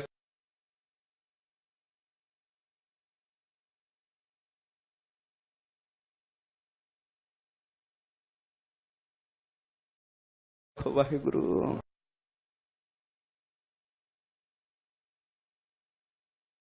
ਵਾਹਿਗੁਰੂ। ਸੱਚੇ ਪਾਤਸ਼ਾਹ ਪੁਰੋਹਿਤ ਮੈਂ ਹੋ ਰਾਵਰ ਕੇਰਾ, ਚਾਹੋ ਦਾਨ ਬ੍ਰਹਮ ਗਿਆਨ ਵਡੇਰਾ। ਸੱਚੇ ਪਾਤਸ਼ਾਹ ਕਹਿਣ ਲੱਗੇ ਜਾਤੀ ਮਲਕ ਜੀ ਤੁਸੀਂ ਗੁਰੂ ਘਰ ਦੀ ਸੇਵਾ ਕੀਤੀ, ਅਸੀਂ ਤੁਹਾਡੇ ਤੇ ਬੜੇ ਖੁਸ਼ ਹਾਂ। ਕਹਿਣ ਲੱਗੇ ਦੱਸੋ ਕਿਹੜਾ ਦਾਨ ਚਾਹੀਦਾ ਤੁਹਾਨੂੰ। ਹੱਥ ਜੋੜ ਕੇ ਜਾਤੀ ਮਲਕ ਜੀ ਕਹਿਣ ਲੱਗੇ ਸੱਚੇ ਪਾਤਸ਼ਾਹ ਮੈਨੂੰ ਬ੍ਰਹਮ ਗਿਆਨ ਚਾਹੀਦਾ ਜੀ। ਸੱਚੇ ਪਾਤਸ਼ਾਹ ਮੈਨੂੰ ਬ੍ਰਹਮ ਗਿਆਨੀ ਬਣਾ ਦਿਓ। ਗੱਜ ਕੇ ਆਖੋ ਵਾਹਿਗੁਰੂ। ਵਾਹਿਗੁਰੂ। ਮੈਨੂੰ ਰੱਬ ਦਾ ਗਿਆਨ ਦਾਨ ਵਿੱਚ ਦੇ ਦਿਓ। ਬ੍ਰਹਮ ਗਿਆਨ ਸਮਦਾਨ ਨਹਿ, ਇਹਦੇ ਤੋਂ ਵੱਡਾ ਦੁਨੀਆ ਤੇ ਕੋਈ ਦਾਨ ਹੀ ਨਹੀਂ ਹੈਗਾ ਜੀ। ਇਹਦੇ ਤੋਂ ਉੱਤੇ ਦੁਨੀਆ 'ਚ ਕੋਈ ਦਾਨ ਨਹੀਂ ਹੈਗਾ ਜੀ। ਜਾਤੀ ਮਲਕ ਜੀ ਅਰਦਾਸ ਕਰਨ ਦੇ ਮਹਾਰਾਜ ਜੇ ਮੈਨੂੰ ਕੋਈ ਦਾਨ ਦੇਣਾ ਤੇ ਮੈਨੂੰ ਬ੍ਰਹਮ ਗਿਆਨੀ ਬਣਾ ਦਿਓ ਜੀ। ਗੱਜ ਕੇ ਆਖੋ ਵਾਹਿਗੁਰੂ। ਵਾਹਿਗੁਰੂ। ਹੁਣ ਦੱਸੋ ਵੀ ਆਪਣੇ ਚੋਂ ਕੋਈ ਇਹ ਦਾਨ ਮੰਗਦਾ ਜੀ? ਹੋਰ ਮੰਗਾ ਹੀ ਨਹੀਂ ਮੁੱਕਦੀਆਂ ਤੇ ਬ੍ਰਹਮ ਗਿਆਨੀ ਕਿਹੜੇ ਵੇਲੇ ਬਣਨਾ ਜੀ। ਸੱਚੇ ਪਾਤਸ਼ਾਹ ਮੈਨੂੰ ਆਹ ਦਾਨ ਦਿਓ। ਹਾਂਜੀ। ਜਿਸ ਤੈ ਬਾਹਰ ਜਨਮ ਨਹਿ ਧਾਰੂ। ਇਹੋ ਜੀ ਕਿਰਪਾ ਕਰ ਦਿਓ। ਹਰ ਇੱਕ ਸਿੱਖ ਦੀ ਆਪੋ ਆਪਣੀ ਮੰਗ ਸੀਗੀ ਜੀ। ਕਈਆਂ ਤਾਂ ਇਹ ਮੰਗ ਮੰਗੀ ਮਹਾਰਾਜ ਜਦੋਂ ਜਦੋਂ ਧਰਤੀ ਤੇ ਸਰੀਰ ਧਾਰਨ ਕਰਕੇ ਆਓਗੇ ਅਸੀਂ ਤੁਹਾਡੇ ਨਾਲ ਸੇਵਾ ਕਰਦੇ ਰਹੀਏ ਜੀ। ਕਈਆਂ ਇਹ ਮੰਗ ਮੰਗੀ ਜੀ, ਕਈਆਂ ਨੇ ਹੋਰ ਕੁਝ ਮੰਗਿਆ। ਤੇ ਜਾਤੀ ਮਲਕ ਹੋਣੀ ਮਹਾਰਾਜ ਨੂੰ ਬੇਨਤੀ ਕਰਨ ਦੇ ਸੱਚੇ ਪਾਤਸ਼ਾਹ ਮੇਰੇ ਤੇ ਐਸੀ ਕਿਰਪਾ ਕਰੋ, ਅੱਜ ਸਰੀਰ ਛੱਡ ਦੇਣਾ, ਐਸੀ ਦਇਆ ਕਰੋ ਬਾਅਦ ਚੋਂ ਨਾ ਮੈਨੂੰ ਜੰਮਣਾ ਪਵੇ ਤੇ ਨਾ ਮੈਨੂੰ ਮਰਨਾ ਹੀ ਪਏ ਜੀ। ਹਾਂਜੀ। ਕਰਮ ਫਾਸ ਸਗਰੀ ਨਿਰਵਾਰੋ। ਸੱਚੇ ਪਾਤਸ਼ਾਹ ਗਰੀਬ ਨਵਾਜ ਕਰੋ ਕਿਰਪਾ, ਕਰਮ ਫਾਸ ਸਗਲੀ ਨਿਰਵਾਰੋ। ਇੱਕ ਗੱਲ ਦਾ ਚੇਤਾ ਰੱਖਿਓ, ਥੋੜਾ ਜਿਹਾ ਗੂੜ ਗਿਆਨ ਆ ਗਿਆ, ਹੁਣ ਧਿਆਨ ਨਾਲ ਸੁਣਿਓ ਤੇ ਗੱਜ ਕੇ ਸਾਰੇ ਸਾਵਧਾਨ ਹੋਵੋ ਤੇ ਗੱਜ ਕੇ ਆਖੋ ਵਾਹਿਗੁਰੂ। ਵਾਹਿਗੁਰੂ। ਜਿਹੜਾ ਜਨਮ ਹੈ ਨਾ ਜੀ ਸਾਡਾ ਕਰਮ ਭੋਗਣ ਵਾਸਤੇ ਹੋਇਆ ਜੀ। ਕਰਮ ਭੋਗਣ ਵਾਸਤੇ ਜੋ ਪਹਿਲੇ ਜਨਮਾਂ ਦੇ ਕਰਮ ਉਹ ਹੁਣ ਭੋਗਾਂਗੇ, ਜਿਹੜੇ ਹੁਣ ਕਰ ਚੱਲੇ ਉਹ ਅੱਗੇ ਕਰਾਂਗੇ ਜੀ। ਪੁੰਨ ਦਾਨ ਦਾ ਚੱਕਰ ਨੀਚੇ ਮੁੱਕਦਾ ਜੀ। ਪੁੰਨਾਂ ਦਾ ਵੀ ਫਲ ਭੋਗਣਾ ਪੈਂਦਾ, ਮਾੜਿਆਂ ਦਾ ਵੀ ਤੇ ਚੰਗਿਆਂ ਦਾ ਵੀ। ਇਸੇ ਕਰਕੇ ਮਹਾਂਪੁਰਖ ਕਹਿੰਦੇ ਵੀ ਚੰਗੇ ਕਰਮ ਕਰੋ ਤੇ ਚੰਗੇ ਹੀ ਫਲ ਮਿਲਣਗੇ ਜੀ। ਜਨਮ ਕਰਮਾਂ ਦੇ ਚੱਕਰ ਵਿੱਚ ਹੁੰਦਾ ਜੀ, ਕਰਮਾਂ ਦੇ ਚੱਕਰ ਵਿੱਚ। ਸੱਚੇ ਪਾਤਸ਼ਾਹ ਕਿਰਪਾ ਕਰੋ, ਜਨਮ ਮਰਨ ਘੱਟ ਦਿਓ, ਦਇਆ ਕਰੋ ਬਾਅਦ ਚੋਂ ਜੰਮਣਾ ਮਰਨਾ ਨਾ ਪਵੇ। ਕਰਮਾਂ ਦੀ ਫਾਈ ਜਿਹੜੀ ਸਭ ਨੂੰ ਲੱਗੀ ਹੈ, ਜੀਂਦਿਆਂ ਜੀ ਸਾਨੂੰ ਫਾਈ ਲੱਗੀ ਕਰਮਾਂ ਦੀ ਜੀ, ਮਹਾਰਾਜ ਉਹ ਕੱਟ ਦਿਓ। ਹਾਂਜੀ। ਆਸ ਸਰੂਪ ਮੋਹ ਦੇਹੁ ਸਮਝਾਈ। ਮੈਨੂੰ ਅਸਲਾ ਸਰੂਪ ਸਮਝਾ ਦਿਓ ਵੀ ਮੈਂ ਹੈ ਕੀ ਹਾਂ ਜੀ। ਗੱਜ ਕੇ ਆਖੋ ਵਾਹਿਗੁਰੂ। ਵਾਹਿਗੁਰੂ। ਸੱਚੀ ਗੱਲ ਚ ਮੇਰੇ ਵਰਗੇ ਬੜੇ ਬੈਠੇ ਰੱਬ ਦਾ ਗਿਆਨ ਦੇਣ ਵਾਲੇ ਜੀ, ਅਜੇ ਇਹੋ ਹੀ ਨਹੀਂ ਪਤਾ ਲੱਗਾ ਵੀ ਅਸੀਂ ਕੀ ਹੈਗੇ ਹਾਂ ਜੀ, ਇਹੋ ਹੀ ਨਹੀਂ ਪਤਾ ਲੱਗਾ ਜੀ। ਸਿੰਘਾ ਵਾਹਿਗੁਰੂ ਜਾਤੀ ਮਲਕ ਜੀ ਬੇਨਤੀ ਕਰਨ ਦੇ, ਮਹਾਰਾਜ ਕਿਰਪਾ ਕਰੋ, ਦਇਆ ਕਰੋ, ਮੈਨੂੰ ਇਸ ਗੱਲ ਦਾ ਗਿਆਨ ਹੋ ਜੇ ਵੀ ਮੈਂ ਹੈ ਕੀ ਹਾਂ ਜੀ। ਹਾਂਜੀ, ਜਿਸ ਹਿਤ ਜੋਗੀ ਕਰਤ ਉਪਾਈ, ਬੜੇ ਬੜੇ ਜੋਗੀ ਸੱਚੇ ਪਾਤਸ਼ਾਹ ਉਪਾਅ ਕਰਨਾ ਚਾਹੁੰਦੇ ਆਪਣੇ ਨਿੱਜੀ ਸਰੂਪ ਜਾਣਨ ਬਾਰੇ। ਹਾਂਜੀ, ਮਨ ਬਿਸਰਾਮ ਪਾਏ ਨਹਿ ਧਾਵੈ। ਹੁਣ ਗੱਲ ਸੁਣਿਓ ਧਿਆਨ ਨਾਲ। ਵੱਡੇ ਵੱਡੇ ਜੋਗੀ ਵੀ ਉਹਨਾਂ ਚੱਕਰਾਂ 'ਚ ਫਸੇ ਤੇ ਆਮ ਗ੍ਰਸਤੀ ਬੰਦੇ ਵੀ ਉੱਥੇ ਫਸੇ ਜੀ। ਕੀ ਜੀ? ਜਾਤੀ ਮਲਕ ਜੀ ਵੇਖੋ ਸਿਆਣੀਆਂ ਗੱਲਾਂ ਕਰਨ ਦੇ ਨੇ। ਮਹਾਰਾਜ ਐਸੀ ਕਿਰਪਾ ਕਰੋ ਮਨ ਟਿਕ ਜਾਵੇ। ਮਹਾਰਾਜ ਮਨ ਬੜੇ ਪਾਸੇ ਘੁੰਮਦਾ। ਹੋਰ ਗੱਲਾਂ ਸੁਣੋ, ਕਥਾ ਸੁਣਦਿਆਂ ਮਨ ਕਈ ਥਾਵਾਂ ਤੇ ਘੁੰਮ ਕੇ ਆਉਂਦਾ ਜੀ। ਹਾਂਜੀ, ਕੀਰਤਨ ਸੁਣਦਿਆਂ ਮਨ 100 ਥਾਵਾਂ ਤੇ ਘੁੰਮ ਆਉਂਦਾ ਜੀ ਜਾ ਕੇ। ਤੇ ਜੇ ਕਿਤੇ ਵਾਹਿਗੁਰੂ ਵਾਹਿਗੁਰੂ ਜਪਣ ਲੱਗ ਪੋ ਚੌਂਕੜੀ ਮਾਰ ਕੇ, ਫਿਰ ਤੇ ਪੁੱਛੋ ਹੀ ਨਾ ਜੀ, ਮਨ ਜੀ ਰਹਿੰਦੇ ਹੀ ਬਾਹਰ ਨੇ ਜੀ। ਸੱਚੇ ਪਾਤਸ਼ਾਹ ਐਸੀ ਕਿਰਪਾ ਕਰੋ, ਐਸੀ ਦਇਆ ਕਰੋ, ਮਨ ਟਿਕ ਜੇ। ਮਹਾਰਾਜ ਵੱਡੇ ਵੱਡੇ ਜੋਗੀ ਚਾਹੁੰਦੇ ਮਨ ਟਿਕ ਜੇ, ਤੇ ਮਨ ਨਹੀਂ ਟਿਕਦਾ ਜੀ। ਆਪਣੇ ਮਨਾਂ ਕੋਲੋਂ ਪੁੱਛੀਏ, ਆਪਣੀ ਜ਼ਿੰਦਗੀ 'ਚ ਪੁੱਛੀਏ, ਇੰਨਾ ਚਿਰ ਹੋ ਗਿਆ ਜ਼ਿੰਦਗੀ ਨੂੰ, ਕਦੀ ਅੱਧਾ ਘੰਟਾ ਹੀ ਭਜਨ ਵਿੱਚ ਮਨ ਪੂਰਾ ਟਿਕਿਆ ਹੋਵੇ ਜੀ। ਅੱਧਾ ਘੰਟਾ ਹੀ ਵਾਹਿਗੁਰੂ ਵਾਹਿਗੁਰੂ ਜਪਦੇ ਆ, ਮਨ ਪੂਰਾ ਟਿਕਿਆ ਹੋਵੇ। ਤੇ ਬਹੁਤ ਸਾਰਿਆਂ ਨੇ ਕਹਿਣਾ ਜੀ ਸੱਚੀ ਗੱਲ ਇਹ ਹੈ, ਕਦੀ ਜ਼ਿੰਦਗੀ 'ਚ ਅੱਧਾ ਘੰਟਾ ਵੀ ਨਹੀਂ ਟਿਕਿਆ ਜੀ ਚੰਗੀ ਤਰ੍ਹਾਂ ਜੀ। ਨਹੀਂ ਟਿਕਦਾ ਜੀ। ਇੱਕ ਪਾਸੇ ਥੋੜੀ ਦੌੜਦਾ ਜੀ, 10 ਪਾਸੇ ਬੰਦੇ ਦਾ ਮਨ ਦੌੜਦਾ ਜੀ। ਤੁਸੀਂ ਪੁੱਛ ਕੇ ਵੇਖੋ ਆਪਣੇ ਮਨ ਕੋਲੋਂ ਜੀ। ਸੱਚੇ ਪਾਤਸ਼ਾਹ ਵੱਡੇ ਵੱਡੇ ਜੋਗੀਆਂ ਦਾ ਮਨ ਨਹੀਂ ਟਿਕਿਆ। ਹਾਂਜੀ, ਨਿਜ ਆਨੰਦ ਕੈ ਬਿਖੈ ਸਮਾਵੈ। ਤੇ ਮਹਾਰਾਜ ਕਿਰਪਾ ਕਰੋ ਮਨ ਵਿਸ਼ਰਾਮ ਵਿੱਚ ਆ ਜੇ, ਮਨ ਬਾਹਰ ਨਾ ਭੱਜੇ, ਤੇ ਨਿਜ ਆਨੰਦ ਵਿੱਚ ਆ ਜਾਈਏ। ਨਿਜ ਆਨੰਦ ਵਿੱਚ, ਨਿਜ ਆਨੰਦ ਦੀ ਕਥਾ ਨਹੀਂ ਹੋ ਸਕਦੀ। ਜਿਸ ਦਿਨ ਆਨੰਦ ਵਿੱਚ ਆਓਗੇ ਤੁਹਾਨੂੰ ਆਪੇ ਪਤਾ ਲੱਗ ਜਾਏਗਾ ਜੀ। ਮੈਂ ਬੈਠਾ ਇੱਕ ਗੱਲ ਸੋਚ ਰਿਹਾ ਸਾਂ ਜੀ, ਅੱਜ ਕੇ ਆਖੋ ਵਾਹਿਗੁਰੂ। ਮਠਿਆਈ ਆਪਾਂ ਖਾਂਦੇ ਹਾਂ ਜੀ। ਜੇ ਤੁਹਾਨੂੰ ਕਈ ਕਵੇ ਵੀ ਮਠਿਆਈ ਤੇ ਕਥਾ ਕਰੋ ਜੀ, ਲੈਕਚਰ ਕਰੋ, ਲੇਖ ਲਿਖੋ, ਤੁਸੀਂ ਕੀ ਆਖੋਗੇ? ਵੀ ਮਠਿਆਈ ਮਿੱਠੀ ਹੁੰਦੀ ਹੈ ਜੀ। ਹਾਂਜੀ, ਇਹਦੇ ਵਿੱਚ ਰਸ ਆਉਂਦਾ ਹੈ, ਇਹਦੇ ਨਾਲ ਥੋੜਾ ਜਿਹਾ ਰੱਜ ਵੀ ਆ ਜਾਏਗਾ। ਬਹੁਤੀ ਖਾਵਾਂਗੇ ਤੇ ਰੱਜ ਵੀ ਜਾਵਾਂਗੇ। ਇੰਨੀ ਕੀ ਗੱਲ ਕਹਿ ਸਕਦੇ ਆ ਨਾ ਵੀ ਮਠਿਆਈ ਮਿੱਠੀ ਹੁੰਦੀ ਹੈ ਜੀ। ਉਹਦੇ ਤੋਂ ਉੱਤੇ ਤਾਂ ਨਹੀਂ ਕਹਿ ਸਕਦੇ ਜੀ। ਹੁਣ ਤੁਸੀਂ ਤੇ ਕਹਿਤਾ ਵੀ ਮਠਿਆਈ ਮਿੱਠੀ ਹੁੰਦੀ ਜੀ, ਅਗਲਾ ਆਖੇ ਮੈਨੂੰ ਤਸੱਲੀ ਨਹੀਂ ਹੋਈ, ਹੋਰ ਦੱਸ। ਤੇ ਤੁਸੀਂ ਕੀ ਆਖੋਗੇ ਜੀ? ਮਠਿਆਈ ਗੁੜ ਵਰਗੀ ਹੁੰਦੀ ਹੈ, ਮਿੱਠੀ ਹੁੰਦੀ ਹੈ। ਉਹ ਆਖੇਗਾ ਮੇਰੀ ਫਿਰ ਤਸੱਲੀ ਨਹੀਂ ਹੋਈ, ਮੈਨੂੰ ਹੋਰ ਦੱਸ। ਤੁਸੀਂ ਕੀ ਆਖੋਗੇ ਜੀ? ਦੱਸ ਥੋੜੀ ਸਕਦੇ ਜੀ ਹੁਣ ਕੁਛ। ਹਾਂ, ਇੱਕ ਕੰਮ ਹੋ ਸਕਦਾ, ਜਿਹੜੀ ਮਠਿਆਈ ਤੁਹਾਡੇ ਕੋਲ ਤੁਸੀਂ ਉਹਦੇ ਹੱਥਾਂ ਤੇ ਰੱਖ ਦੋ ਵੀ ਲੈ ਜਿਹੜੀ ਮੈਂ ਖਾਧੀ ਆ ਤੂੰ ਵੀ ਖਾ ਲਾ, ਜਿਹੜਾ ਸਵਾਦ ਮੈਂ ਮਾਣਿਆ ਤੂੰ ਵੀ ਮਾਣ ਲਾ ਜੀ। ਇੰਨਾ ਕੁ ਕੰਮ ਕਹਿ ਸਕਦੇ ਆ। ਮਠਿਆਈ ਇੱਕ ਨਿੱਕੀ ਜੀ ਚੀਜ਼ ਹੈਗੀ ਹੈ। ਅਸੀਂ ਮਠਿਆਈ ਬਾਰੇ ਚੰਗੀ ਤਰ੍ਹਾਂ ਨਹੀਂ ਦੱਸ ਸਕਦੇ ਤੇ ਇੰਨੇ ਵੱਡੇ ਰੱਬ ਬਾਰੇ ਕਿਵੇਂ ਦੱਸਾਂਗੇ ਜੀ? ਹਾਂਜੀ, ਇੰਨੇ ਵੱਡੇ ਰੱਬ ਬਾਰੇ ਕੀ ਗਿਆਨ ਦੇ ਦਿਆਂਗੇ ਦੁਨੀਆ ਨੂੰ? ਇਹ ਆ ਨਾਮ ਜਪ ਕੇ ਜਿਹੜਾ ਆਨੰਦ ਆਉਂਦਾ ਦੂਜਿਆਂ ਨੂੰ ਦੱਸ ਸਕਦੇ, ਭਾਈ ਜਪੋ ਨਾਮ ਤੇ ਬੜਾ ਹੀ ਆਨੰਦ ਹੈਗਾ ਜੀ। ਆਨੰਦ ਦੀ ਕਥਾ ਨਹੀਂ ਹੋ ਸਕਦੀ ਜੀ। ਜਾਤੀ ਮਲਕ ਜੀ ਅੰਤਮ ਸਮੇਂ ਬੇਨਤੀਆਂ ਕਰਨ ਦੇ, ਮਹਾਰਾਜ ਕਿਰਪਾ ਕਰੋ ਮਨ ਟਿਕ ਜਾਵੇ ਤੇ ਮਨ ਨਿਜ ਆਨੰਦ ਵਿੱਚ ਵੱਜ ਜਾਵੇ। ਹਾਂਜੀ, ਹਿਮ ਸੁਣ ਕੇ ਪਰੋਹਤ ਕੋ ਆਛੈ, ਸ਼੍ਰੀ ਮੁਖ ਤੇ ਗੁਰ ਬਾਕ ਪ੍ਰਕਾਸ਼ੈ। ਸੱਚੇ ਪਾਤਸ਼ਾਹ ਨੇ ਸੁਣਿਆ ਵੀ ਜਾਤੀ ਮਲਕ ਜੀ ਬ੍ਰਹਮ ਗਿਆਨ ਚਾਹੁੰਦੇ ਜੀ। ਮਹਾਰਾਜ ਧੰਨ ਗੁਰੂ ਹਰਗੋਬਿੰਦ ਸਾਹਿਬ ਜੀ ਜਾਤੀ ਮਲਕ ਜੀ ਨੂੰ ਅੱਗੋਂ ਫਿਰ ਇਸ ਤਰ੍ਹਾਂ ਉਪਦੇਸ਼ ਦਿੰਦੇ ਜੀ। ਸੁਣੋ ਸਾਰੀ ਸੰਗਤ। ਹਾਂਜੀ, ਜਾਤੀ ਮਲਕ ਧੰਨ ਤੁਮ ਆਹੋ। ਸੱਚੇ ਪਾਤਸ਼ਾਹ ਕਹਿਣ ਲੱਗੇ ਜਾਤੀ ਮਲਕ ਜੀ ਤੁਸੀਂ ਧੰਨ ਜੇ, ਕਹਿਣ ਲੱਗੇ ਗੱਜ ਕੇ ਆਖੋ ਧੰਨ ਜਾਤੀ ਮਲਕ ਜੀ। ਜਾਤੀ ਮਲਕ ਜਿਹਨੂੰ ਗੁਰੂ ਜੀ ਧੰਨ ਕਹਿ ਰਹੇ ਇਹਨੂੰ ਤਾਂ ਕਹਿਣਾ ਪੈਣਾ ਜੀ, ਸਾਡਾ ਫਰਜ਼ ਹੈ। ਮਹਾਰਾਜ ਸੱਚੇ ਪਾਤਸ਼ਾਹ ਕਹਿ ਰਹੇ ਨੇ ਜਾਤੀ ਮਲਕ ਜੀ ਤੁਸੀਂ ਧਨ ਚ ਕਹਿਣ ਲੱਗੇ। ਹਾਂਜੀ, ਤਨ ਹੰਤਾ ਕੋ ਤਿਆਗਣ ਚਾਹੋ। ਜਿਹੜੇ ਸਰੀਰ ਦਾ ਹੰਤਾ ਨੂੰ ਤਿਆਗਣਾ ਚਾਹੁੰਦੇ ਹੋ, ਸਰੀਰ ਦੇ ਹੰਕਾਰ ਨੂੰ ਛੱਡਣਾ ਚਾਹੁੰਦੇ ਹੋ, ਗੱਜ ਕੇ ਆਖੋ ਵਾਹਿਗੁਰੂ ਵਾਹਿਗੁਰੂ। ਸਰੀਰ ਦੇ ਹੰਕਾਰ ਨੂੰ ਛੱਡਣਾ ਚਾਹੁੰਦੇ ਹੋ ਤੁਸੀਂ ਧਨ ਚ। ਕਿਹੜਾ ਬੰਦਾ ਹੈਗਾ ਜਿਹੜਾ ਸਰੀਰ ਦੇ ਹੰਕਾਰ ਨੂੰ ਛੱਡਣਾ ਚਾਹੁੰਦਾ ਹੈ ਜੀ? ਅਜੇ ਬੰਦਾ ਸਰੀਰ ਨਹੀਂ ਹੈਗਾ, ਬੰਦਾ ਫਿਰ ਵੀ ਆਪਣੇ ਸਰੀਰ ਦਾ ਹੰਕਾਰ ਨਹੀਂ ਛੱਡਦਾ ਜੀ, ਨਹੀਂ ਛੱਡਦਾ ਜੀ। ਸਰੀਰ ਦਾ ਹੰਕਾਰ ਹੀ ਇੱਕ ਐਸੀ ਚੀਜ਼ ਹੈਗੀ ਜੀ, ਸ਼ੀਸ਼ੇ ਸਾਹਮਣੇ ਖਲੋਤਾ ਰਹੇਗਾ, ਕਈ ਕੁਝ ਕਰੇਗਾ। ਹਾਂਜੀ, ਦੁਬਿਧਾ ਮਨ ਮਹਿ ਬਿਗਰਿਓ ਸਦਾ। ਹਾਂਜੀ, ਇਕਤਾ ਮਹਿ ਪ੍ਰਾਪਤ ਨਹਿ ਕਦਾ। ਹੁਣ ਗੱਲਾਂ ਸੁਣਿਓ ਧਿਆਨ ਨਾਲ ਗੁਰਮੁਖੋ। ਸਾਰੀ ਉਮਰ ਗੁਰੂ ਘਰ ਸੇਵਾ ਕੀਤੀ, ਇਹ ਨਹੀਂ ਵੀ 5-7 ਸਾਲ ਸੇਵਾ ਕੀਤੀ ਜੀ। ਜਾਤੀ ਮਲਕ ਜੀ ਨੇ ਸਾਰੀ ਉਮਰ ਹੀ ਸੇਵਾ ਕੀਤੀ ਜੀ, ਸਾਰੀ ਉਮਰ ਹੀ ਜੀ।